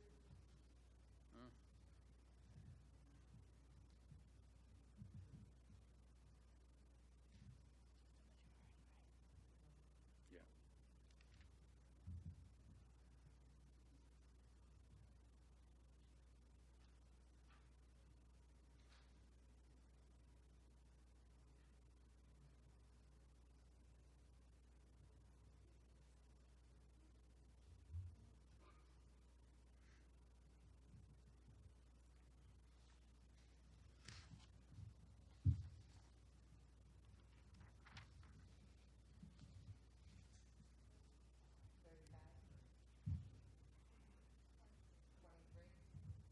Hope we still have 100.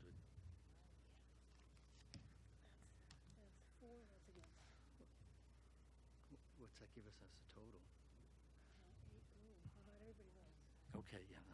All right, so the vote is 36 in favor and 58 opposed. The amendment fails. Let's move to a vote then on the main motion as recited previously. Again, we'll try a voice vote. Maybe my hearing will be a little better this time. All those in favor of the article and the motion as originally presented, say aye. Aye. All opposed? Okay, and that carries. Article 5, to see if the town will vote to amend the Consolidated Personnel Bylaw, Section 29, Job and Wage Classification Plan, by reflecting those revisions, deletions, and additions to be effective as of July 1, 2020, or take any action relative thereto. Explanation, the personnel bylaw was updated at the annual town meeting in May of 2019. This article reflects the wage and classification plan for town employees not covered by a collective bargaining agreement, including full, part-time, temporary, seasonal, on-call, and per diem. That's the motion. Is there a second? It's open for discussion. Anybody wish to be heard? Mr. Alford? Oh, sorry about that. So I wrote a bit about this, so I don't want to go into it because, again, we're trying to keep things short. Thank you. But you know, as the select board talked about, they went through a whole process last year setting the managerial salaries with wage pay ranges and everything, and they just last minute again. So same argument that you know held for us not reducing the stipends. They made a last minute change to their managerial pay changes for the M5 and the M6 band, with the rationale being A, they just hired a new town administrator and wanted to make sure that they set his range. Apparently, it set his salary at the middle of a new range. And B, they had upcoming negotiations with the police chief, and so they wanted to change the M5 range to give themselves more flexibility in that. Now, after basing the original drafted pay ranges to be based on data that the finance committee was shared data with, I think that what we need to do is we need to better look at this, because I think that the data that we got from the the group that put together the town administrator's search was wholly inadequate. It was just basically a list of towns and what their town administrators got, not any kind of sense of tenure, job description, were they all town administrators? Were they strong town administrators, weak town administrators, as far as like government goes? So what I'd like to do is propose an amendment that we actually change the M5 and the M6 pay ranges and simply set them back to the original draft and request, not that necessarily as part of the amendment, but request that the select board and the town administrator go back and do a real deep sort of dive on where these pay ranges should be with a thorough analysis of the data. And I have the original drafted pay, and I can write that up in an amendment if you'd So like. you have a motion for us in writing, Mr. Alford, that you want? I'll do that for you, yes. But it's basically to change the pay range for the M5 back to 117,316 to 161,270, and with breakdowns in the middle, and the M6 to 125,824 to 170,220. Is there a second for Mr. Alford's motion? Is there a second? Okay. It's open for discussion. Who wishes to be heard? Mr. Cronin? Thank you, Mr. Moderator. Notwithstanding Mr. Alfred's remarks regarding the salary range, this article is the domain of the Select Board. Annually, there are ranges that are tweaked and changed according to market demands, whether it's for managers, line employees, and so forth. This is a purely administrative task. These ranges do not reflect what people will be paid. It's just a determining range. The Finance Committee, when we changed these ranges to reflect the need to put both the fire chief and the town administrator in his new raise in the middle range, was simply an administrative task. We don't need a study to review that. This is just a little bit of housekeeping, nothing more than that. Thank you very much. Mr. Shader, the warrant indicates that the FinCom would make a recommendation at the town meeting. Does the FinCom have a recommendation for us to hear? What did he say? Yeah, I know that. Ken, I want you to be mindful of the open meeting law. I'm just asking if the FinCom has a recommendation without... Yes, I was just confirming that, to make sure I had recorded what, had the proper You have to recommendation. speak up. I can't hear you. The recommendation of the Finance Committee was to support the modification that Mr. Alfred recommended. All right, Mr. Cronin? I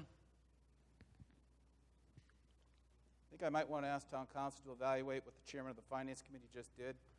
I don't believe he was properly posted this evening, and taking a consensus is not a proper vote. Thank you.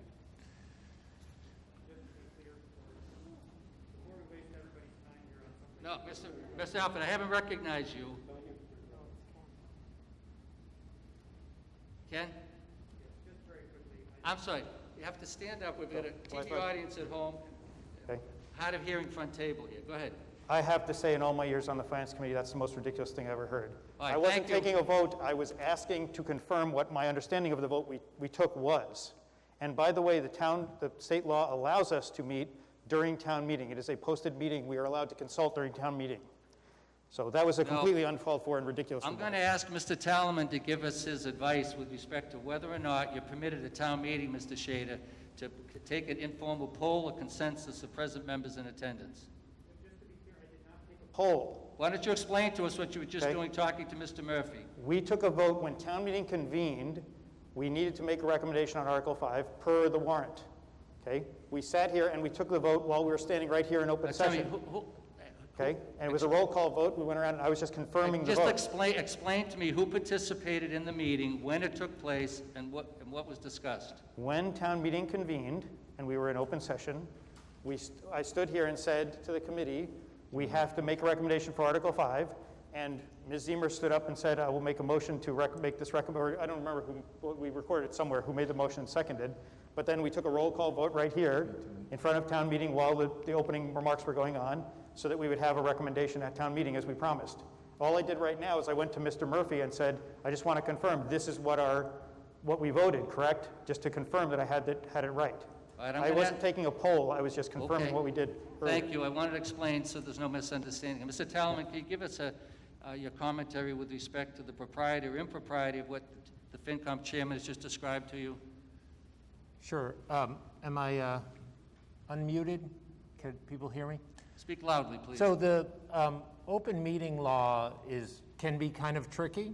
It's my understanding that the Finance Committee is not posted for tonight's meeting. Normally, a board like the Select Board or the Finance Committee or the Planning Board that is going to speak at town meeting will post. The FinCom, to the best of my knowledge, is not posted.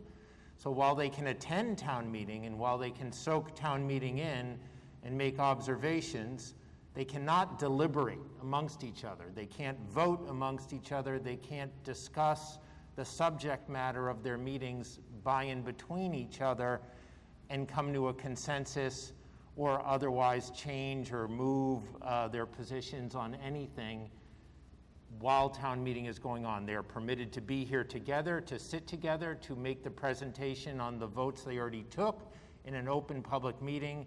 What they can't do, if it is what they did, is take votes on things.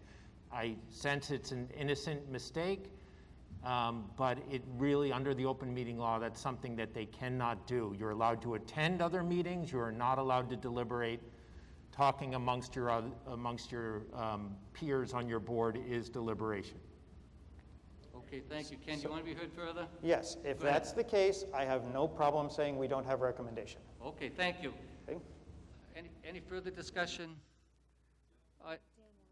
Yes, Dan?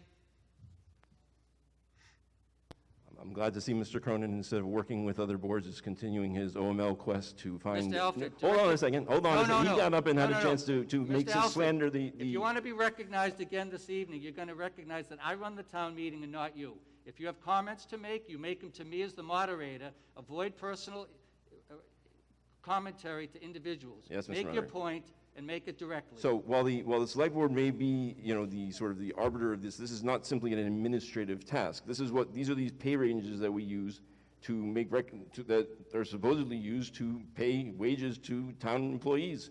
This is not, why else set them if it's purely administrative, and every time we want to change it, we just simply make a big change because we hired somebody and we want to pay them a different wage. What's the point of it at all if you just make it up as you go along? So, I would, respectfully request that we approve the amendment and, move on and do some more work. I'm not suggesting we do a study or anything like that, but just simply spend some time and energy. And we've got a new town administrator who seems great and has a lot of ideas. I'm sure he can help us with that. Thank you. I'll entertain a motion to move the question. Is there a second? Okay, we'll first vote on Mr. Alfred's motion to amend the article. The amendment will seek to change the ranges for, and make sure I got this right, Mr. Alfred, M5 and M6. M5, the range would be starting at $117,316 to the next step, $131,110, the next step, $143,687, the next step, $147,279, and the top step, $161,270, with respect to those numbers. The M6 range would be $125,287, I think $128,827, $140,627, $148,022, $151,421, and $170,210. Again, we'll try this by a voice vote, and if I can make a determination based on that, we will accept that. All those in favor of the amendment say aye. Aye. All those opposed to it? All right, that's clear. That fails to carry. We'll now proceed to a vote on the Article 5 as published in the warrant. All those in favor of the article as published say aye. Aye. All those opposed say no. Okay, the article passes. Oops. Thank you. Having dealt with Articles 6 and 7 and 8 and 9, here's we're seeking the benefit of the consent article. We're going to move ahead to Article 11, the omnibus budget. Got that right? Okay. To see what money the town will vote to raise and appropriate or transfer from available funds to meet expenses and outlays to town departments, salaries of town offices, sundry and miscellaneous but regular expenditures for a reserve fund, and to appoint trustees or caretakers or authorize the select board to appoint caretakers of the cemeteries of the town not otherwise provided for in the ensuing year or take any action relative thereto.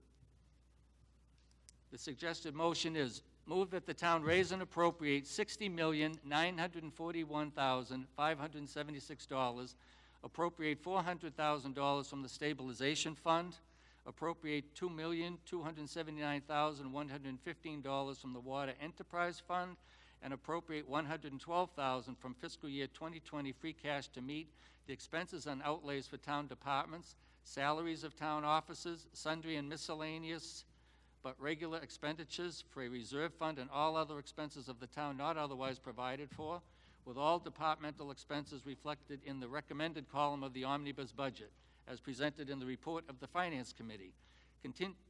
Contingent upon Article 4, further to raise and appropriate an additional $7,500 for the line item 51,000 Board of Assessors Personal Services. I'm sorry, Ken, do you want to be heard on this at this time? I already talked about it. Okay. Okay. Ken indicates that he's already made his recommendation with respect to his opening comments, so if he has questions, he'd be pleased to respond to them. So we'll now proceed to a consideration of the omnibus budget that you have printed in the warrant distributed as you enter here this evening. I'm going to read these fairly quickly. You have them. I'm not trying to chill debate. Just yell out if the particular department you want to be heard about, but otherwise we'll go through it with reasonable dispatch in the hope that I can minimize your time commitment here this evening. We'll first start with Board of Selectmen. Personal Services, the recommended amount, $289,855. Purchase Services, $56,000. Supplies and Materials, $300. Other expenses, $5,700. Total budget for the Board of Selectmen, $351,855. All those in favor say aye. All opposed? So voted. Finance Committee. Personal Services, $1,220. Supplies and Materials, $50. Other expenses, $255. Total for FinCom, $1,525. All those in favor say aye. All those opposed? So voted. Other Financial Administration.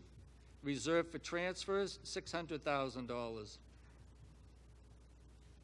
That's the total for that department. All those in favor, say aye. All opposed? So voted. Town Accountant, Personal Services, $140,363. Purchase Services, $33,075. Supplies and Materials, $550. Other expenses, $700. Total for the Town Accountant, $174,688. All those in favor say aye. Opposed? So voted. Board of Assessors, Personal Services, $199,759. Purchase Services, $21,804. Supplies and Materials, $1,000. Other expenses, $2,900. Total for the Board of Assessors, $225,463. Yes, Mr. Newly elected Selectman Sparrow.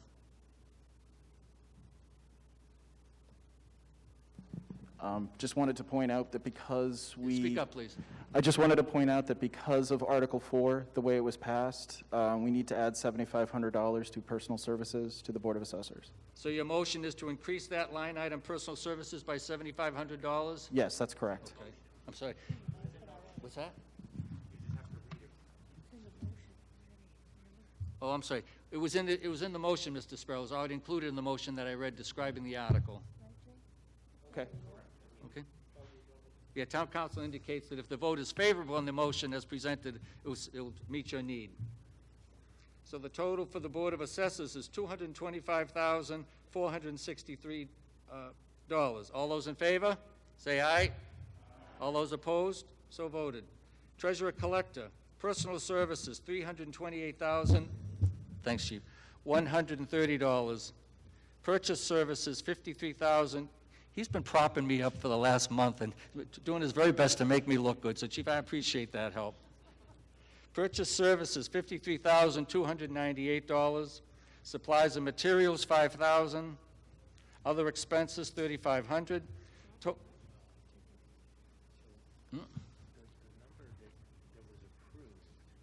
On which department? For assessors, is this number Yeah. plus 7,500, because you can see he.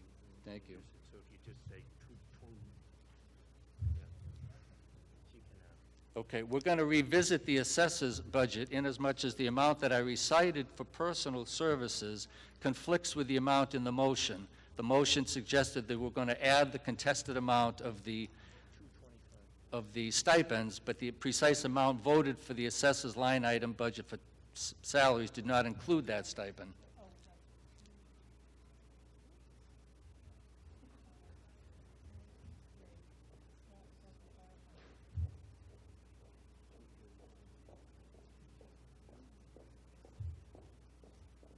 I apologize for the delay, but it's important to at least one person that we get this right.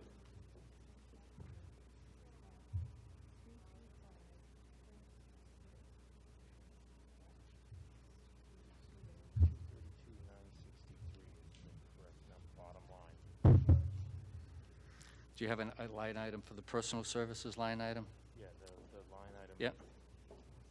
For personal services, actually, that's not the number for personal services. was already approved in Article 4. It doesn't have to be in this. He took a vote on the budget line item, though, so I just wanted to match up. Okay. Article 4 is not an appropriation.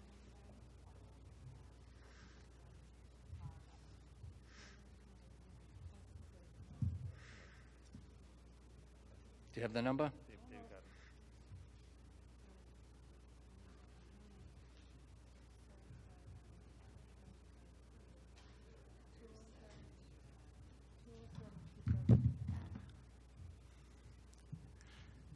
And what, yeah, and what's the bottom line for the department? 232. Okay. If we can revisit the assessor's budget, the amount for personal services, including the stipends that were dealt with in the prior article, will be personal services $207,259, and the total amount for the budget will be $232,963. Any questions? If not, all those in favor say aye. All those opposed? That stands corrected. A treasurer collector, personal services, $328,130. Yes?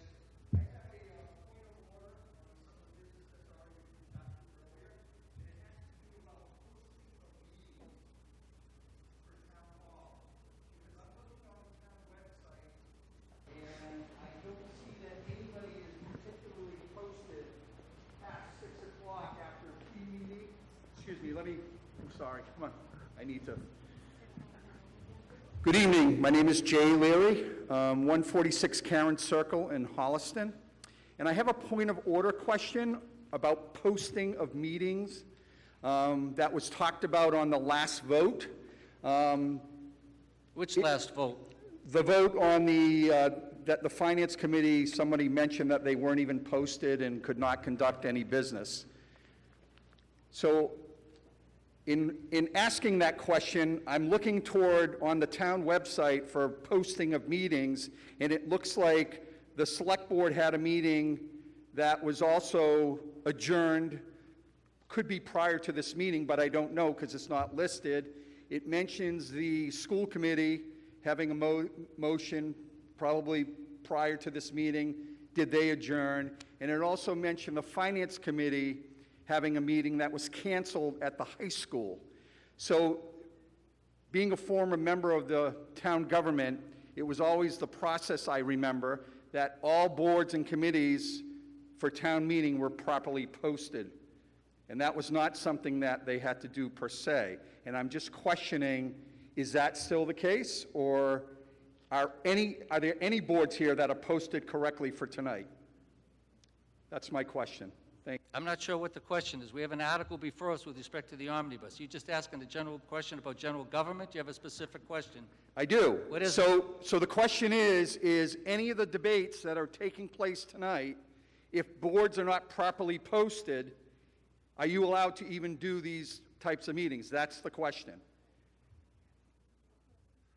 I'll have Mr. Tallerin respond to you, Mr. Leary. Thank you. Vote that the Finance Committee was not properly posted and therefore were not able to deliberate and stuff like that. I don't see any boards that are posted correctly necessarily for tonight so they may also not have any debates either. The select board is posted, the school committee's posted. They also have an adjournment time? There's no adjournment time. I was with the select board, and they suspended their meeting until the start of town meeting. They're And what still about the posted. finance committee, the school committee, and all the other committees? Finance committee's not posted. The school committee was posted for 6. I assume that they're still within the confines of that So meeting. they never was an adjournment, a vote taken to end their pre-meeting and then come adjourn to town meeting? It's not part of my conduct of town meeting to ascertain whether or not other boards, Mr. Leary, have adjourned or not adjourned. We have an article that we're taking up with respect to appropriation of money. Well, it's a procedural question, so it affected the last vote. That's what we need to have some clarification on. Okay, and I think we clarified, and I think Mr. Shader indicated that he withdrew any recommendation on behalf of the FinCom, but he certainly made his thoughts known earlier in the evening with respect to the article. Okay. Okay? Thank you. Thanks for asking. A treasurer collector, we all set?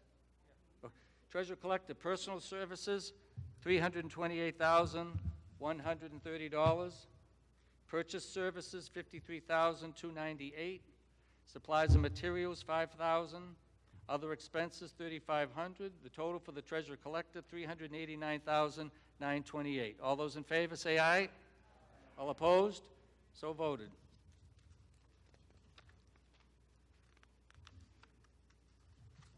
Yeah. Yes, sir. Hello, Rick Gallimore, 785 Central Street. I just have a general question regarding the breakdown of these dollars. Is personal services to be interpreted as salaries? Yes. Okay, so we're just seeing increases of 16%, 90%, 9.72%, you know, there's just large increases. So I'm just trying to understand, the Finance Committee presented that there would be, you know, a stability among salaries, and this just seems to contradict that. Do you have a question, Mr. Go ahead, Ken, do you want to field that? I just want to answer the question. Sure, right? thank you. I can answer specific questions if you have questions about specific budgets, but in most cases, the reason you're seeing the increases in the personal services line is almost always due to the managerial department head increases that were implemented last year. Does that mean that there's additional employees being included? It's just the raises. There are no additional, I think there may be, I have to go look, but I think that generally speaking, they're the raises. So. All set? Thank you. Well, yeah, but, and just to be clear, there's also step bumps for people that are not covered. You know, there's the steps in the wage tables, things. So it's a combination of the salary. It's a combination of the managerial salary increases and the steps that are in the wage chart. All right, thank you for further clarification. I saw that there's a larger breakdown, forgive my unorganized nature here, just trying to find to locate it,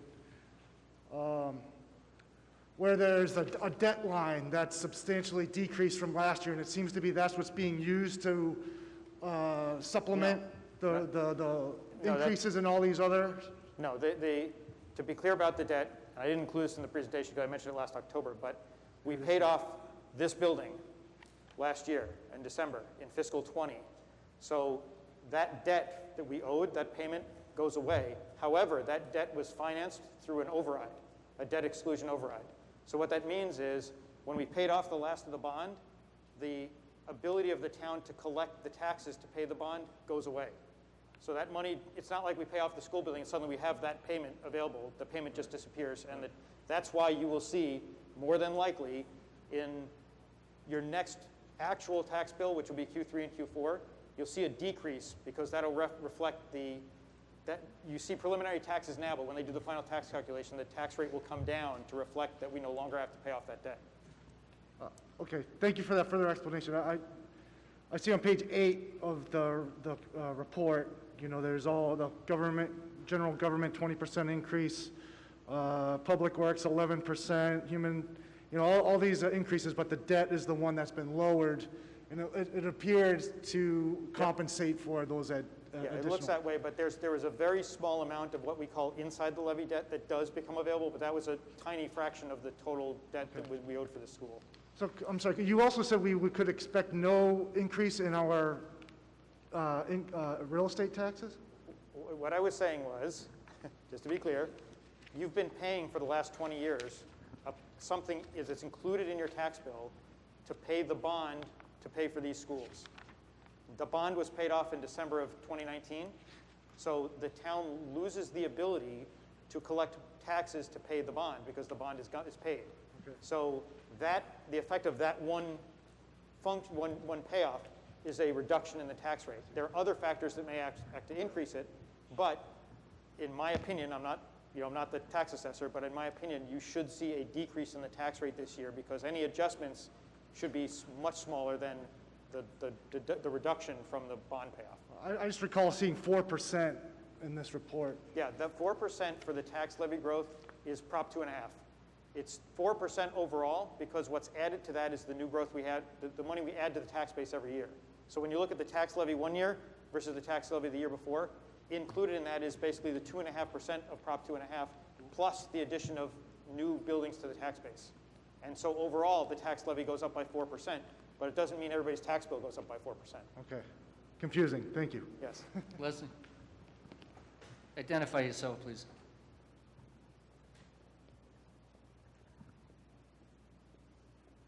Hi, Leslie Canale, Chairman of the Board of Assessors. I just want to clarify one item that was just spoken about.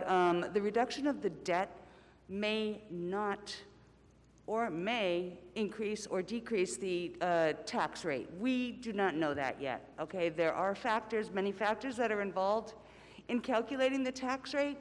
The reduction of debt is definitely a positive. Market values going up is a negative in the calculations of our tax rate. So I just want everyone to be clear not to expect a reduction in your tax rate just because that debt has gone away. It will go down. Thank you. All right, move on to Technology Department. Personal Services, $97,645. Purchase Services, $5,025. Supplies and Materials, $200. Capital Outlay, $46,226, with a total budget proposed of $149,096. All those in favor say aye.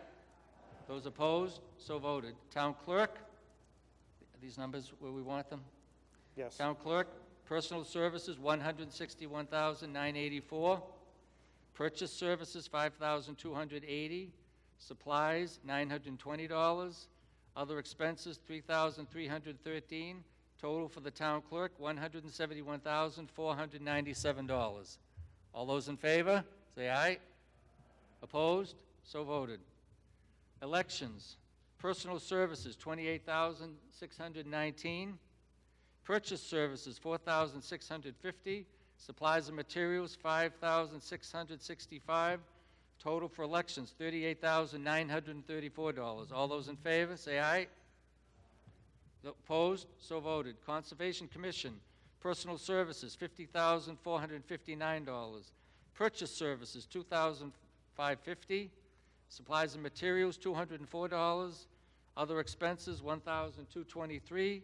Total for Concom, $54,436. All those in favor, say aye. Opposed? So voted. Planning Board, Personal Services, $92,312.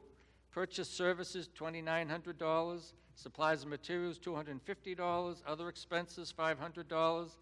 Planning Board, total budget, $95,962. All those in favor, say aye. Those opposed? So voted. Zoning Board of Appeals, Personal Services, $6,520. Purchase Services, $4,028. Supplies and Materials, $150. Other expenses, $225. Total budget for the ZBA, $10,923. All those in favor, say aye. Those opposed, so voted. Economic Development, Personal Services, 0. Strike that. Personal Services, 0. Purchase Services, $13,867. Supplies and Materials, $200. Total for economic development, $14,067. All those in favor, say aye. Those opposed, so voted. Public buildings, purchase services, $280,850. Supplies and materials, $1,750. Total for public buildings, $282,600. All those in favor? Aye. All those opposed? So voted. Sustainability Coordinator, purchase services, $50,000. Total for the department, $50,000. All those in favor say aye. All those opposed? So voted. Police, personal services, $2,877,004. Purchase services, the prior one was personal services. Purchase services, $99,710. Supplies and materials, $17,410. Other expenses, $22,230. Capital outlay, $1,435. Total for the police department, $3,017,789. All those in favor say aye. Those opposed, so voted. Auxiliary police, purchase services, $190. Supplies and materials, $7,364. Other expenses, $6,210. Total for the auxiliary police, $13,764. All those in favor say aye. Those opposed, so voted.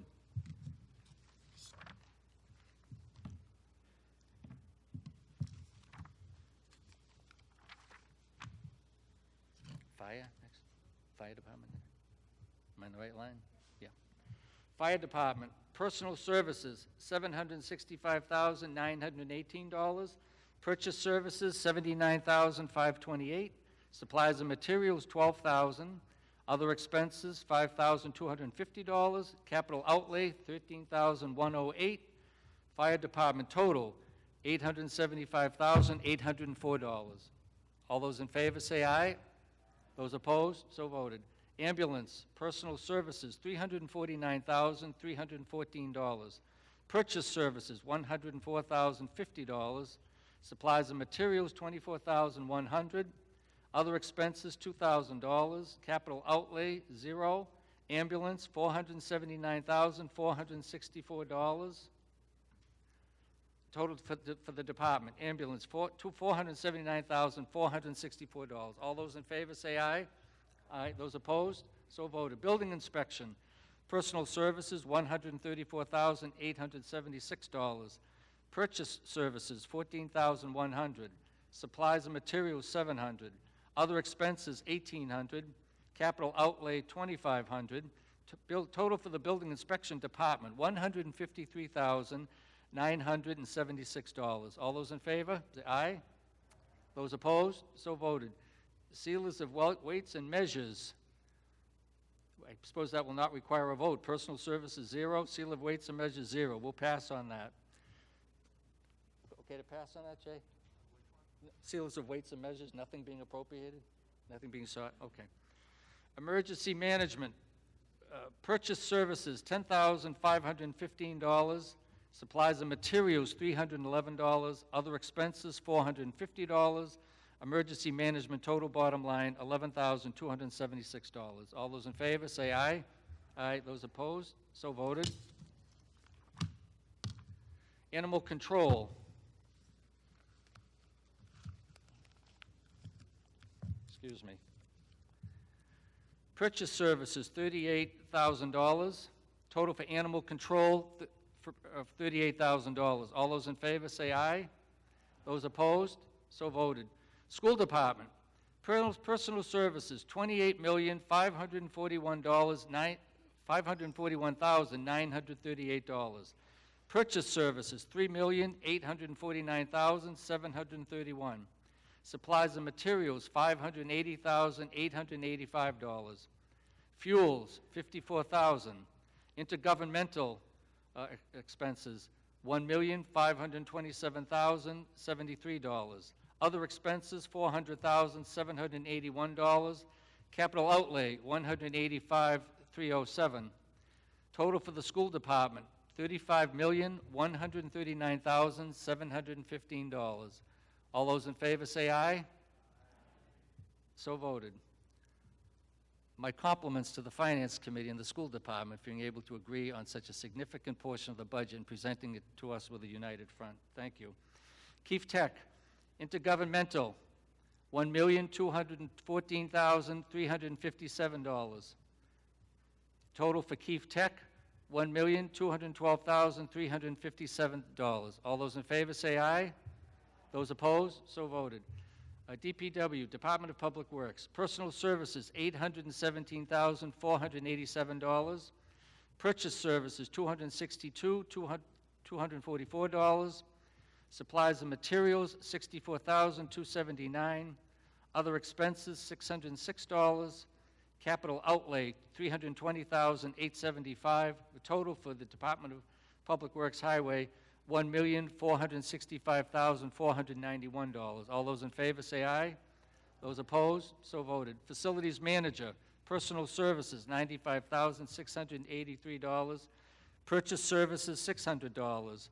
Supplies and Materials, $500. Other expenses, $1,000.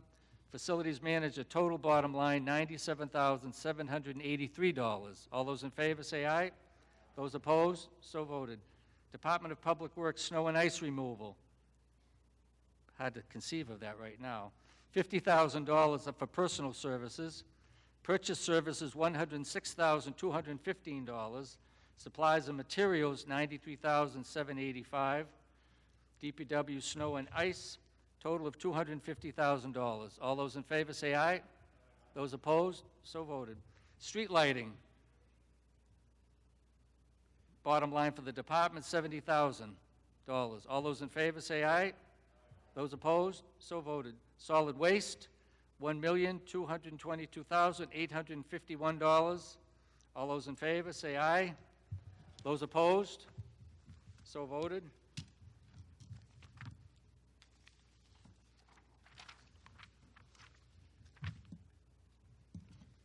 Wastewater treatment. Right spot, Liz? Purchase Services, $89,790. Supplies and Materials, $200. Wastewater budget in total, bottom line, $91,790. All those in favor say aye. Those up. Wastewater? Have $91,790. Yeah, $91,790 for wastewater. All those in favor say aye. Those opposed, so voted. Other Public Works, motor vehicle fuels, $115,000. All those in favor say aye. Those opposed, so voted. Board of Health, Personal Services, $145,417. Purchase Services, $7,350.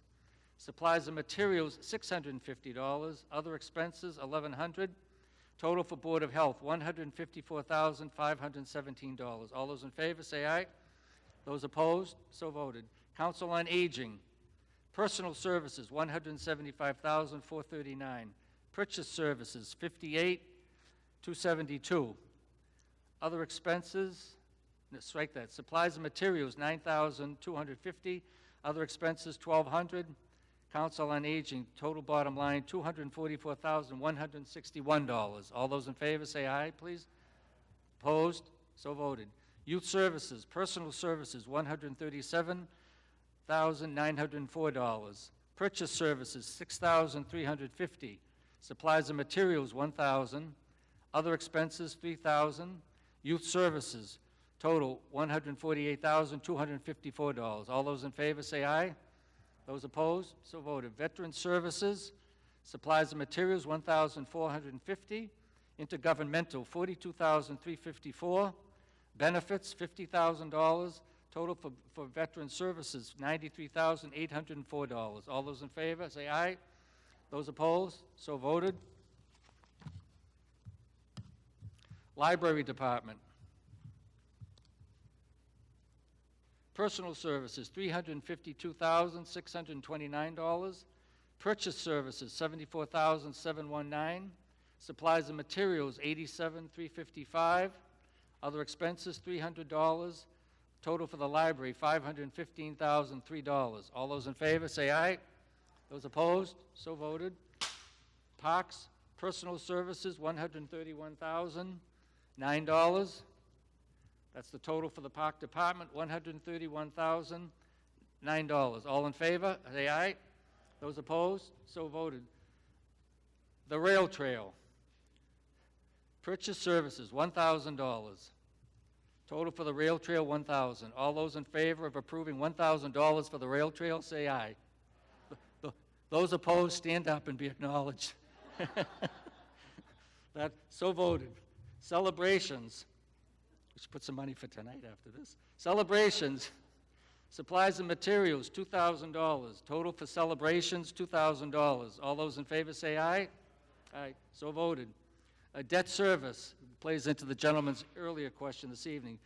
Purchase services, $4,000. Debt service, $3,013,054. Total for debt service, $3,017,054. All those in favor say aye. All those opposed, so voted. And the gentleman who inquired earlier will note the decrease in the total bottom line from that from the prior fiscal year in which we appropriate a little over almost $5.3 million in that category. County retirement benefits, $2,144,455. All those in favor of that appropriation say aye. Those opposed, that's for county retirement, so voted. Workers' comp for benefits, $302,072. That's the bottom line. All those in favor say aye. Those opposed, so voted. Unemployment. Benefits, $100,000. That's the bottom line. All those in favor say aye. Those opposed, so voted. Employee benefits. Insurance, $5,875,659. Benefits, $1,580,982. Total for employee benefits, $7,456,641. All those in favor say aye. Those opposed, so voted. Liability insurance, $275,572. All those in favor say aye. Those opposed, so voted. DPW water, personal services, $809,471. That was personal services. Purchase services, $495,164. Supplies and materials, $267,701. Intergovernmental, $4,000. Other expenses, $5,678. Capital outlay, $15,000. Debt service, $682,101. Total DPW water, $2,279,115. All those in favor say aye. So voted. And that results in the appropriation total of some $63-odd million. Thank you for your attention, and I apologize for the droning voice. That completes Article 11. We'll now move to Article 12. To see if the town will vote to raise and appropriate a transfer from available funds a sum of money for the capital expenditure fund or take any action relative thereto. The motion is that the town raise and appropriate $1,425,000 and appropriate $88,000 from fiscal year 2020 free cash for the capital expenditure fund. The explanation that's offered is that it's been the custom of the town to annually transfer from reserves a sum of money to the capital expenditure fund to be used at the October special town meeting to fund capital requests. Is there a second? Any discussion? I think Mr. Shader addressed this article in its opening comments. Any discussion? If not, then all those in favor of the article is read. The motion is read. All opposed? So voted. Article 13, this is sponsored by the Board of Selectmen, to see if the town will vote to raise and appropriate, transfer from available funds, or borrow a sum of money for the purpose of capital expenditures, including replacement and new vehicles and equipment for the schools, police, select board, fire, and authorize the select board to sell or trade used equipment to a part of the purchase price or take any action relative thereto. The items that to be included in this article are the school committee, by the school committee has sponsored the Miller roof, estimated cost $125,000. School committee and field estimated $500,000, although Mr. Shader indicated it may come in at less than that. School committee technology, $122,214. A Board of Selectmen strike that, Select Board, 1750 Washington Street improvements, $8,600, and the Select Board Public Safety Interoperability Improvements, $283,020. The total appropriation sought under this article is $1,038,834. The commentary of the suggestion for you to consider is that the town normally purchases capital items at the October special town meeting. However, from time to time, departments need to purchase capital items in advance of the date, usually due to seasonal issues. The motion is moved that the town vote to appropriate $1,038,834 from the capital expenditure fund to fund the purchase of the items listed in the article. Is there a second? Any discussion? Yes, sir. Give us your name, sir, and where you reside, please. Ron Pipe, 54 Pilgrim. Thank you. Keep your voice up. I find Please. the issue for me is this $500,000 for committee and field. It seems to be totally inconsistent with the finance stated objective of fiscal discipline. Yes, they say they're going to save $40,000 if they do it now rather than later. But when we're in a tight squeeze, financially difficult times, it just seems a little bit strange that the Finance Committee, because I believe the School Committee was prepared to withdraw it, that the Finance Committee is essentially proposing that we spend $500,000 on replacing a field that's already been replaced at least once in my lifetime, that has no economic benefit to the town. It just seems a misappropriation of capital expenditure. Ken, do you want to respond to that? Sure, thank you. $500,000 from the capital appropriation. So you want to make a motion to reduce the appropriation by that amount? Yes. Okay, we're going to give you a motion form, sir, and we'll help you complete that. Come up and do the best you can to just put in English what you want to have done. While you're doing, is there a second to the gentleman's motion? It's seconded. All right, so you do that, sir. Ken, will you want to respond, please? Thank you. Yes. I want to say a few things. I mentioned this in... Hey, sir. Sir. Ms. Pike. I want to make sure he hears your explanation, Ken. Okay, so go ahead. Did you want? I'll wait. I'll wait. Oh, yeah.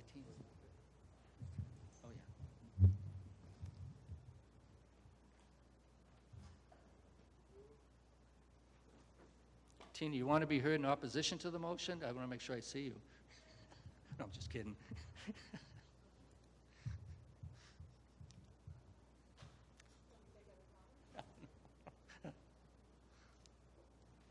I'm just teasing Tina. This is the gentleman speaking is the father of our distinguished selectwoman, Tina. I was asking if she wanted to be heard in opposition to the motion.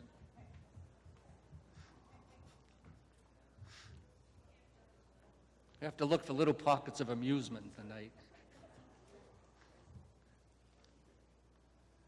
Okay, so we have the gentleman's motion to remove the $500,000 identified for the school department for committee and field, and that's been seconded, so that's open for discussion.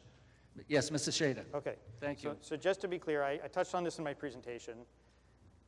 When we consider capital, right, there are two things we have to remember. Everything keeps getting older, including us, whether we like it or not. Okay? The field at Comedian is it's past its useful life. We spent the last few years developing a capital plan with the Collins Center, and you heard about that at some of our town meetings.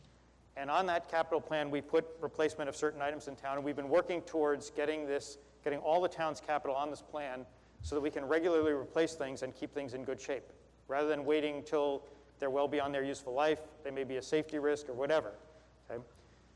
Committee and field was on the list for replacement this year, regardless of the pandemic. It would have come up this year because it was on the capital plan for replacement.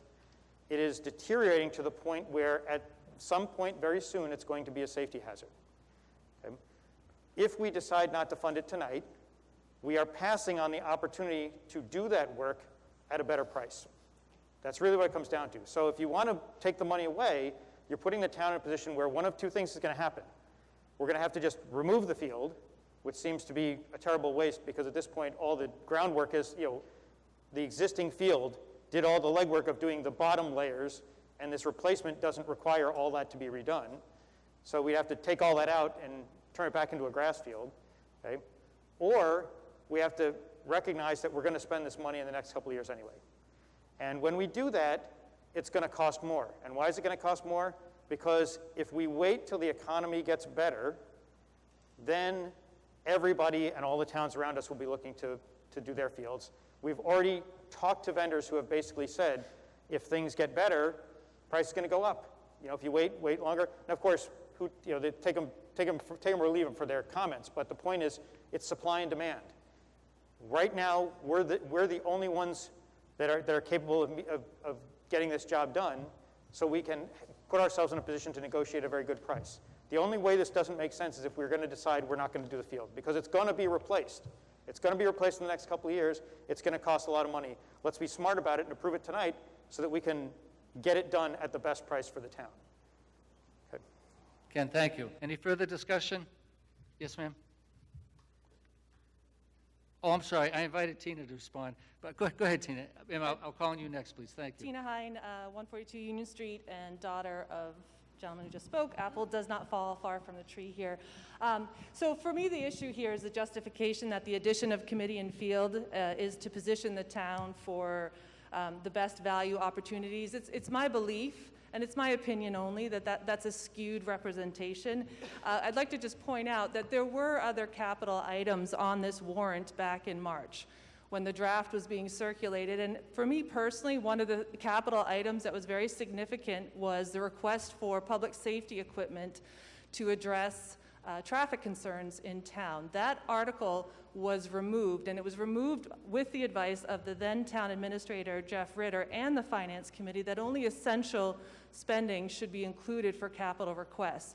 So my issue is not so much committee and field, although I take my father's point. His concerns are perhaps traffic, perhaps walkability, perhaps sidewalks, and not the field itself. But for me, the bigger issue here is that the Finance Committee liaisons offered their opinion to the school committee. The school committee, rightly so, puts forward their capital requests. They did nothing wrong. My point is that the Finance Committee did not offer this advice that these capital requests should be considered if there is a value opportunity for the town. That was not offered fairly and evenly to the other town departments that they serve as liaisons for.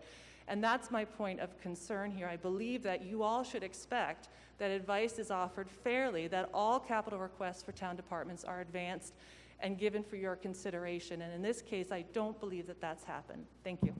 Ma'am? Thank you, Tina.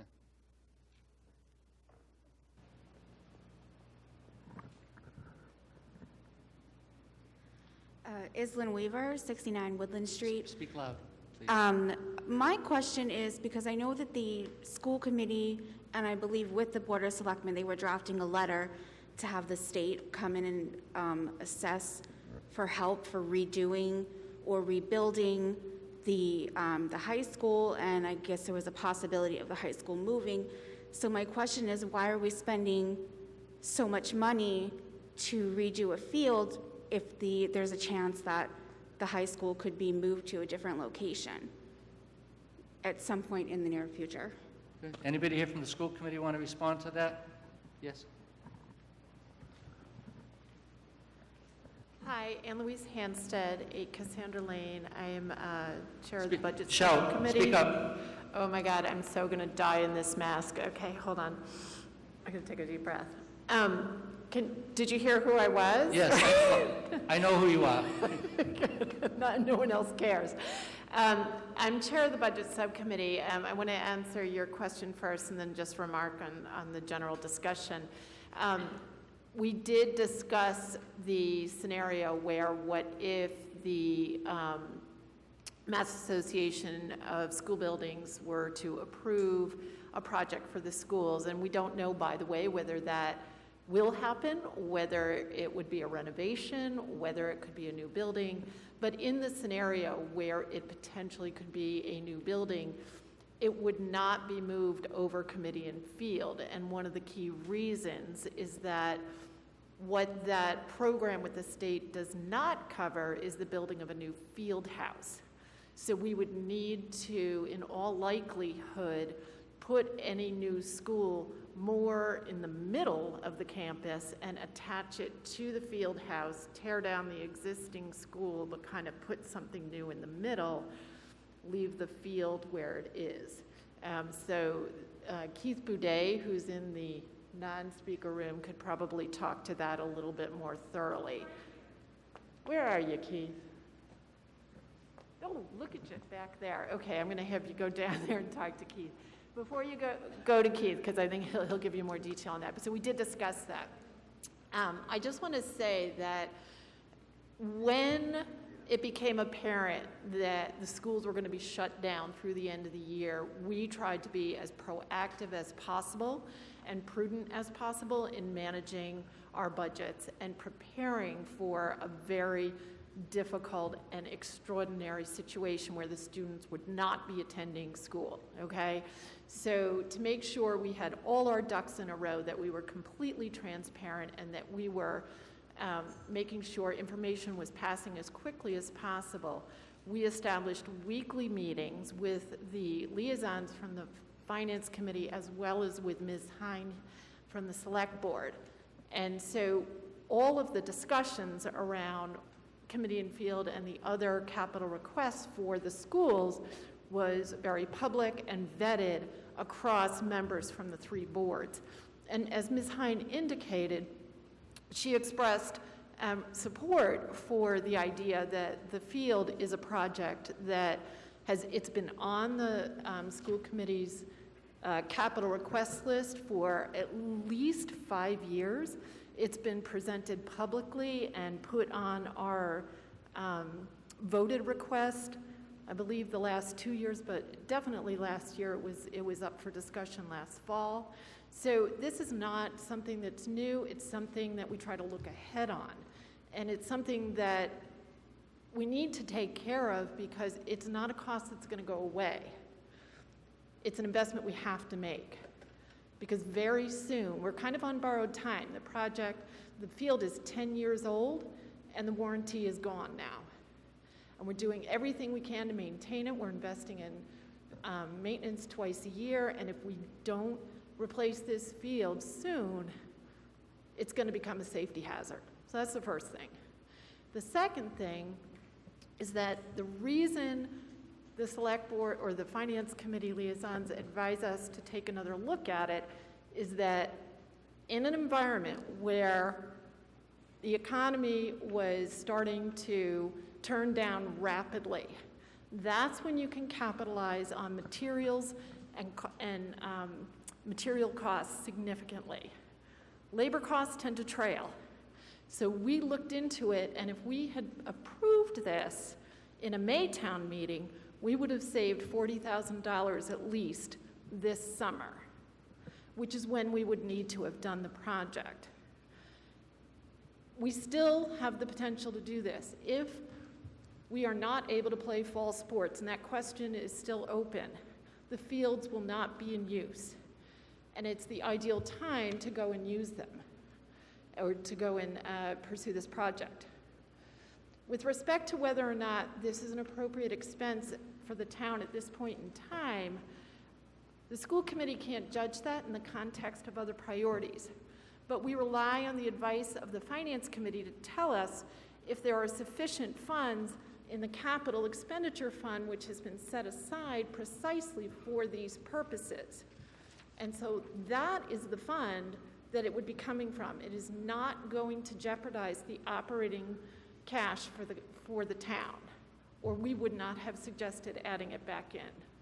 So I just wanted to understand why we did that. Great, Keith? thank you. I'm content with your explanation. Thank you. Okay. Any further discussion? Yes, Michelle?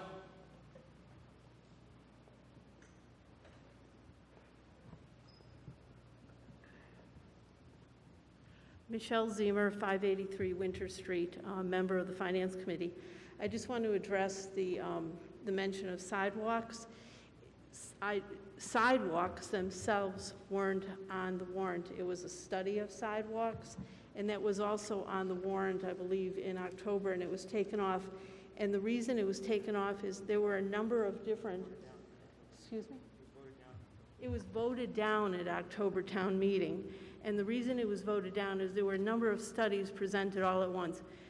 There are a number of different needs that the town has, and it was sidewalks, a new DPW building, a new high school, and it was determined that the town has to set priorities. There's a lot of big ticket items, and the town can't do all of that work at once. And rather than fund study after study after study for projects that might not get done, the town has to set priorities of what projects it wants done, and then fund the studies that are going to be the first step in those projects that are going to be done. And COVID unfortunately got in the way of having the select board, the finance committee, and the school committee sit down and determine what those priorities are. Once those priorities are determined, then town meeting will have a list of capital that will include those studies, and they can vote on them. Before that time, it's premature to discuss studies that are going to be not funded as projects. And the finance committee can only vote on things that are presented to them. So, I mean, to hold a field hostage because town meeting voted something down last October just makes no sense at all. Thank you. Ken, I'll give you the last word on it. Oh, next to last word. Go ahead, Ken. Okay, I just realized I forgot to answer the rest of the question, which Ann Louise kind of mentioned a little bit. The money for Comedian has zero to do with the operating budget. It comes out of our capital expenditure fund, which by law, the law that establishes our capital expenditure fund, can only be spent on capital projects that we could borrow money for. So there is absolutely no connection between the money for Comedian and the money for the operating budget. Having said that, I'd also point out, in case anybody hasn't noticed, the select board doesn't seem to like us this year, okay? And that's fine, because that means we're doing our job, okay? The reality of the situation that was described by Ms. Hine was when she found out, as Ann Louise pointed out, she was at those meetings where we discussed Comedian. We said, when she mentioned the Comedian saying, hey, are you guys going to consider this? We said, yes, if you have requests that fall into that category of we're going to spend the money anyway, but we have to, but there's an opportunity for savings now, bring them to us, okay? And we got nothing. We got nothing. The withdrawal from that she was talking about of the articles that were, the things that were in the warrant, was done by them at the recommendation of the town administrator based on a memo we sent saying everybody should re-examine their expenses. But she had the opportunity, and so did the select board, to come to us and say, hey, you said this about Comedian, here are other projects that fall in that category that we would like you to consider. We got nothing. So this is not a case at all where the Finance Committee has any opposition to anything the Select Board wants in terms of we treat every request the same. Somebody makes a request, we vet the request to see if it makes financial sense, and then we vote to decide whether we're going to recommend to you to spend the town's money on it. That's it. So in this particular case, I urge you to vote no on this amendment, and let's be smart with our money and give ourselves the opportunity to save the $40,000 plus that we're going to end up spending if we turn this down today. Ms. Hine, and then Mr. Marsden, and then we're going to have a vote. First of all, it's not personal at all. I like very much the members of the Finance Committee. This is not about emotions at all. I just think that when you're given advice, as the town was given advice by the Finance Committee about the need for essential spending only, and the town administrator gives us that advice, we follow that advice. If the opinion changed and there was a reason why the school committee made the choice back in, I believe it was early June, to remove that capital request. We heard about it. It was in public meetings, as Ms. Hanstead mentioned. There's a reason why they removed it. There's also a reason why they put it back in. And they put it back in on the advice of the Finance Committee through the liaison network. And so that's my point. That's all my point. But it's not personal. I like the seven of you very much, and I hope we work collaboratively together in the future. We may be looking at an article for retreat at the next town meeting and see if we can send these folks. Mr. Marsden? Jay Marsden, 32 Wendy Lane. Over the course of 9 years, I probably agreed with the school committee twice. That's it. One of them was on this issue, and I would strongly encourage everybody to vote in favor of funding this project. This project has been in the wings, as has been mentioned numerous times, for years. The field has moved into a state of disrepair. to the point that it is becoming a safety factor. It's the only turf field we have in town, and I would even argue it's one of the few areas in town, if you will, that has a real cross impact because so many different teams use this field. It is not a very single, narrowly focused objective. It does touch on a lot of varsity and a lot of JV fields, and I know that based on what the school committee has said, it's been factored into their future plan for whatever they're looking to do. It is, it is a safety issue. We worked closely with the people who run the field up on Marshall Street. If you've ever noticed the difference between a freshly swapped out turf field and one that has as much mileage on it as it does up at Comedian, the difference is night and day. This is a safety issue. I would strongly encourage you, again, it's been on the plate for a long time. It's time to get this thing done. I would vote in favor of voting down the amendment to pull it out and vote for replacing the turf field, and let's just put this project behind us and move on. Thank you. Okay, thank you. I'll accept that motion. Let's first vote on Mr. Pipe's motion. His motion is to amend the article to remove the $500,000 from the capital appropriation budget, and he's identified that as being the $500,000 identified for committee and field. That's been properly seconded. We'll proceed to a voice vote. All those in favor of the motion to amend, please say aye. Those opposed? All right, so that amendment is defeated. We'll proceed to a vote on the main motion, which has been properly before the town meeting and is seconded. All those in favor of the main motion on Article 13, say aye. Those opposed? So voted. We dealt with Article 14 in the consent budget, and we thank Mr. Chamberlain and the Community Preservation Committee for deferring that to the next town meeting. Article 15, a transfer from available funds, a sum of money, and as you can tell by the speed, I'm committed to finishing this meeting tonight. Please stay as long as you possibly can. Article 15, transfer from available funds, a sum of money for the stabilization fund. The motion is moved that the town vote to indefinitely postpone this article. Is there a second for that? All those in favor say aye. So voted. Article 16, to see if the town will vote to change the use of the top 3 feet of the landfill located at Marshall Street from landfill purposes to general municipal purposes as defined, further described in the article. The motion is moved that the town approve the article as printed in the warrant. The Finance Committee has recommended favorable action on the article. The explanation is previous town meeting approved a 20-year lease for this solar installation. This article would allow the Select Board to approve an additional 5 years on the lease agreements, which would yield additional revenue to the town. Is there a second to that motion? Any discussion? If not, then all those in favor say aye. Those opposed? So voted. Article 17, Central Street Fire Station easement agreement for solar electric power, sponsored by the Select Board.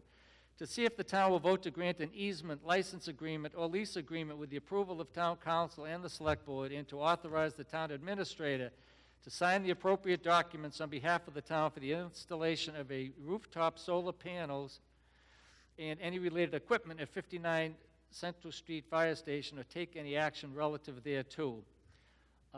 The motion is to approve the article as printed in the warrant. The explanation I have is that the Select Board approved the installation. Given this will be a long-term agreement for the use of real property, town meeting must also approve the agreement. The town will receive electric power credits to offset electric expenses for the fire department at a discounted rate. This requires a 2/3 vote, and so I'm going to take a voice vote, and if it's unanimous or close to, we'll run with it, and if not, I'll have a hand count. We have a motion. Is it seconded? All those in favor, please say aye. Those opposed? That's unanimous, and so voted. Article 18, to establish a revolving fund for the Community Farm Committee, sponsored by the Select Board. Okay? Yep. To see if the town will vote to accept General Laws, Chapter 53E1/2 for the purposes of accepting grants and donations to the Community Farm Committee for rentals and fees for payment of utilities, repairs, and maintenance with a limit of $5,000 per year, or take any action relative thereto. This article would allow for revenues received by the community farm to be placed in a revolving fund for the purpose of supporting the operations of the farm. The motion, move that the town amend Section 5 authorizing revolving funds of Article XLIII revolving accounts of the general bylaws by adding the new revolving fund for the Community Farm Committee and approving the fiscal year 2021 expenditure limit as printed in the warrant, and to amend the table in said bylaw by adding the following: revolving fund Community Farm, authorized to spend Community Farm Committee, fees, charges, receipts, rental and fees, expenses payable, utilities, repairs, and maintenance. Other requirements, none for the fiscal year beginning July 1. Is there a second for that motion?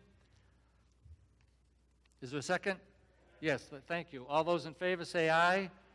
Those opposed? So voted. Road acceptances sponsored by the Select Board to see if the town will vote to accept as public ways those ways described in the article. It's technical legal language. It's there for all to read. All of the ways have been previously accepted by the actions of town meeting and have been subject to prior hearings by the Board of Selectmen pursuant to Mass General Laws, Chapter 82. As I recall, this article deals with the requirement that the town take the fee in those roads, and that's why it's being presented to you again here this evening. The motion is moved to accept the street acceptances as printed here in the warrant and to authorize the Select Board to take any and all actions associated therewith, including the acceptance of deeds and the pertinent easements with respect thereto. With respect to further explanation, this article was submitted in accordance with the vote of the Planning Board taken at a meeting held on September 10, 2018. The Select Board voted on October 22nd, 2018 to lay out the road and refer it to town meeting for consideration. Is there a second?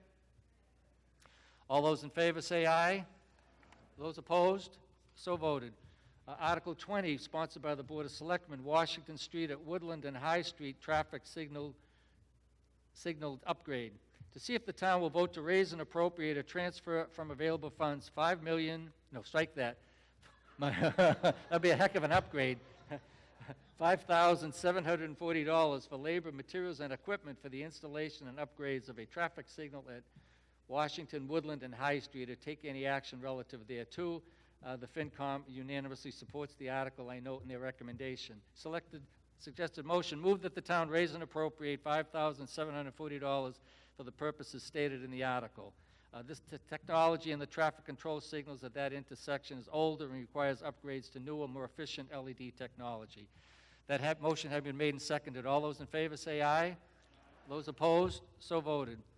Stormwater and land disturbance bylaw amendments sponsored by the Planning Board to see if the town will vote to amend bylaw Article XL Stormwater Management and Land Disturbance Bylaw adopted in May 2008 as follows to reflect the goals of the town's 2019 Stormwater Management Program Plan.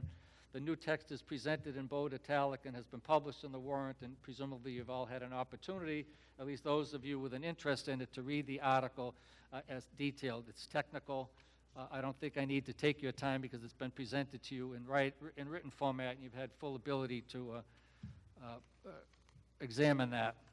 The motion is move that the town approve the changes to Article XL Stormwater Management Land and Disturbance as printed in the warrant. This article is submitted in accordance with a vote of the Planning Board on January 30th, 2020. Is there a second?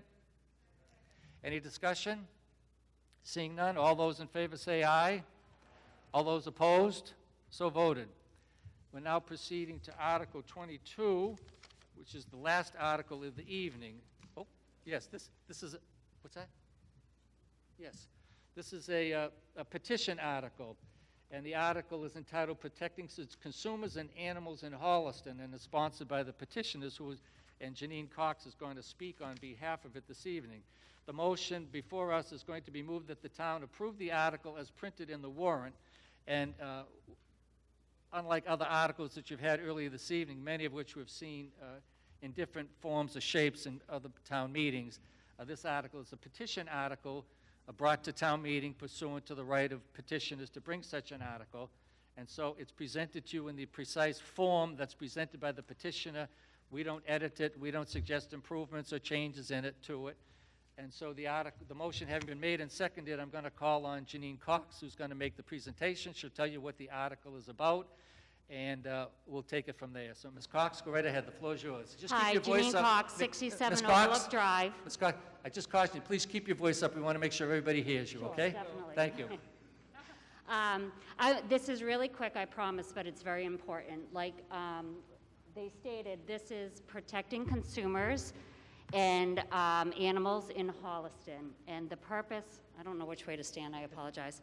And the purpose of this, like it says here, is to stop the influx of animals from inhumane puppy mills, strictly restricting sales of dogs and cats, bunnies at in-town pet stores only. This bill was brought by many other residents, just not myself, because of the untimely deaths of these puppies here, Cassie and Kodak. They were purchased from an in-town pet store and died shortly after, just a few days.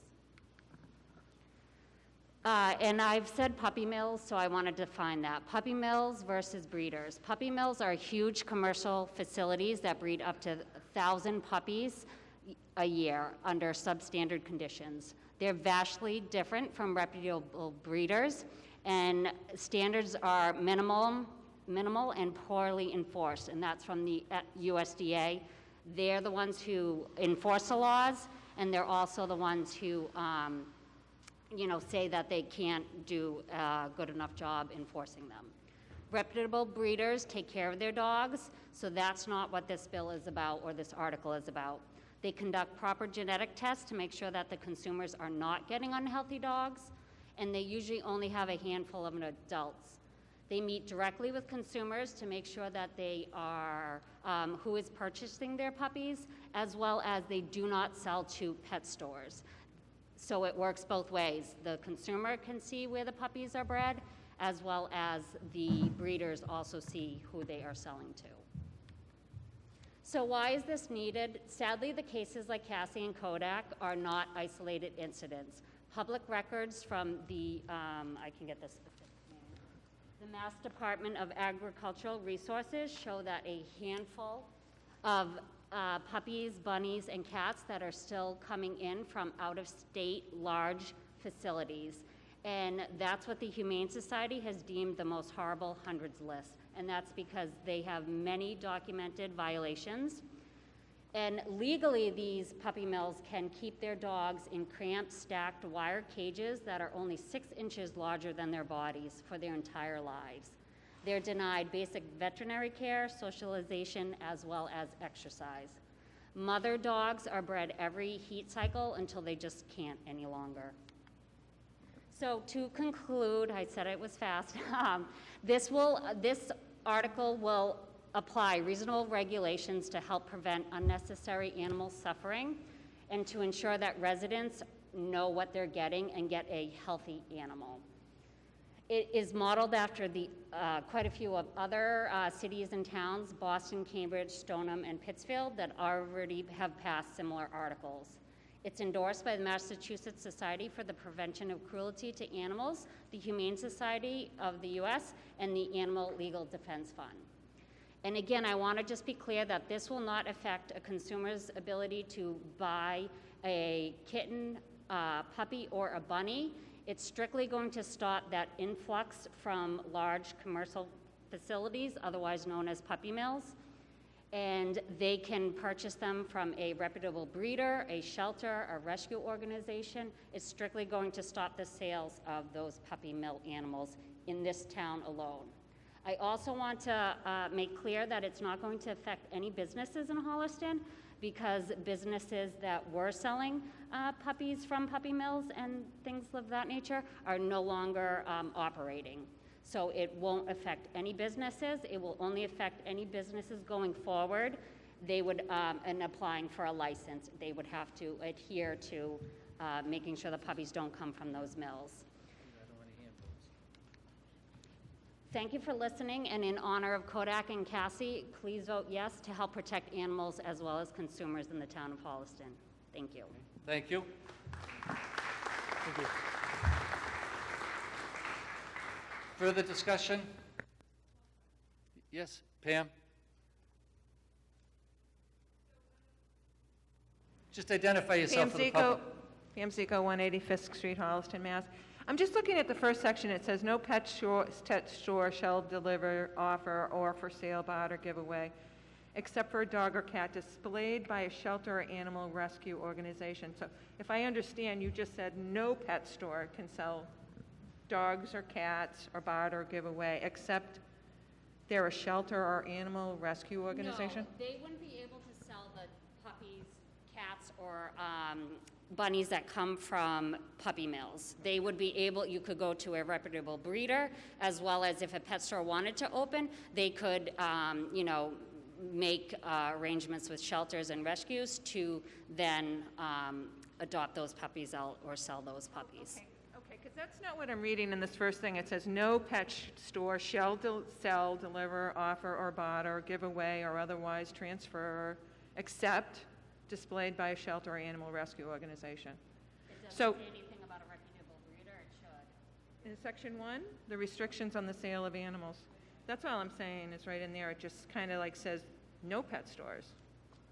It says nothing in this section shall prohibit pet stores from collaborating, but it just says in the first section that no pet store shall sell or give away or barter or transpose. I mean, I'm all for not having puppy mills, but the restriction is saying no pet store. No, I mean, again, they could, they wouldn't be selling the puppies from the puppy mills. They could partnership with rescues as well as, that is tricky. So they can partner with rescues or shelters, but reputable breeders don't give their dogs to puppy mills. So in some aspect that is partially true, or accurate, I should say. They just won't be able to get those dogs from those commercial facilities. Great, thank you. Okay, because this does say no pet store, none can sell. Any further discussion? Yes, sir.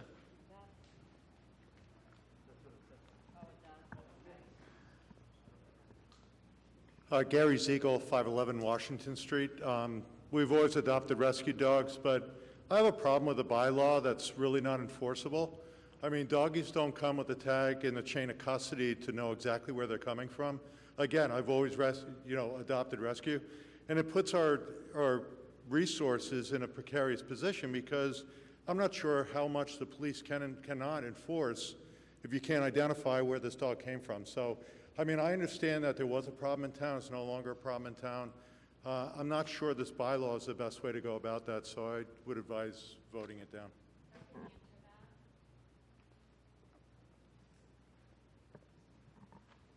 And so basically, the animal control officer would be the one to enforce it. So if you are a pet store and you do open and you want to sell any of those animals, then you would have to have proper documentation of that, just proving that it didn't come from a puppy mill. And she has already, I don't want to speak for her, but she is comfortable with, enforcing this. Other areas have not had a problem, as well as I know other people have brought up, as I was discussing and getting signatures for this article, they're concerned about what would happen if animals had to be seized and the burden on the town. Shelters in the area, Bay Path Humane Society in Hopkinton has already said that they will work with us and that there will be no added expenses to the town for any of these. Enforcing it, again, it's already the animal control officer, so the town, there are violation fees. So if anything, the town would be bringing in money for violations. Okay, thank you. Any further discussion? Yes, ma'am.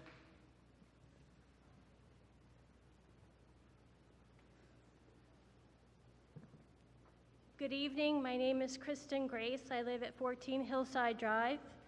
I'd just like to say that I believe in the intent of the article, that is to prevent puppy mills in the town of Holliston by protecting the animals and Holliston residents from unscrupulous vendors, even though Holliston does not have any pet shops.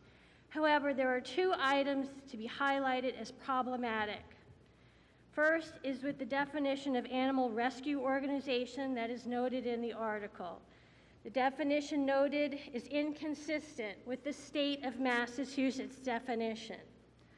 Earlier this year, an extensive statute was passed by the state, 330 CMR 30, Animal Rescue and Shelter Organizations Regulations.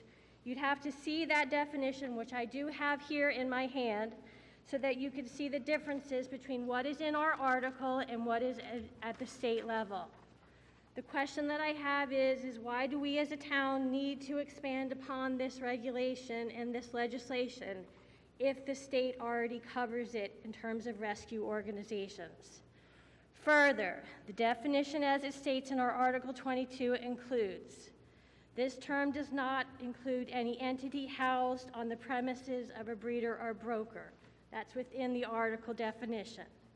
This phrase would prevent any hobby breeder associated with the American Kennel Club from fulfilling a portion of the contracts that families as myself have signed.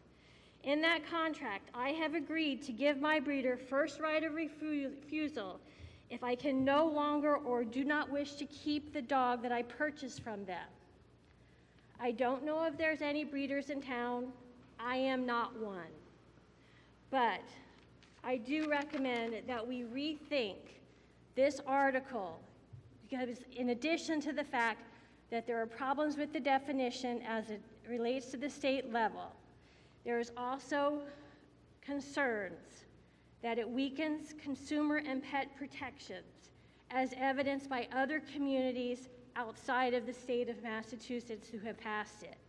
The intent of the article is honorable, but I urge my fellow residents to vote no on the condition that the article needs amendments and also should be reconsidered in light of the state statute that was passed earlier this year. Thank you. Thank you. Who else? Yes, Mr. Leary.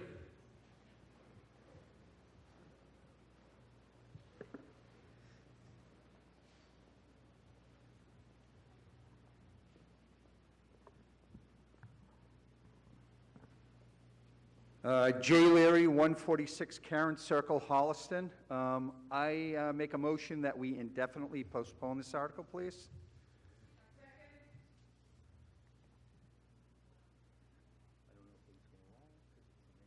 Do you want to be heard on that, Mr. Leary? Do I want to be heard on my...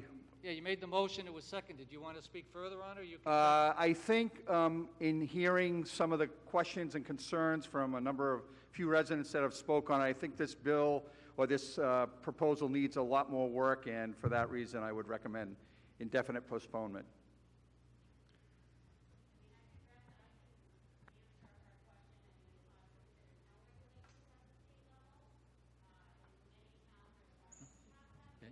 You've got to use the mic, miss, they can't hear you. Let me just make one comment before she responds to that. Procedurally, the matters before the town on a bylaw amendment, and subject to Mr. Talaman telling me that I don't have it correct, I understand that the process is that if the article is defeated here, then that's the end of it. If it passes here, it's subject to review by the Attorney General's office, the municipal law unit, who will determine whether or not the bylaw is valid, whether it conflicts with state law, whether the state law has preempted that area. And so if the AG's office disapproves it, it'll be disapproved, and it can be brought back in a different form at a subsequent town meeting. If they approve it, then the concerns expressed by the prior resident don't carry the day. Do I have that right, Jay?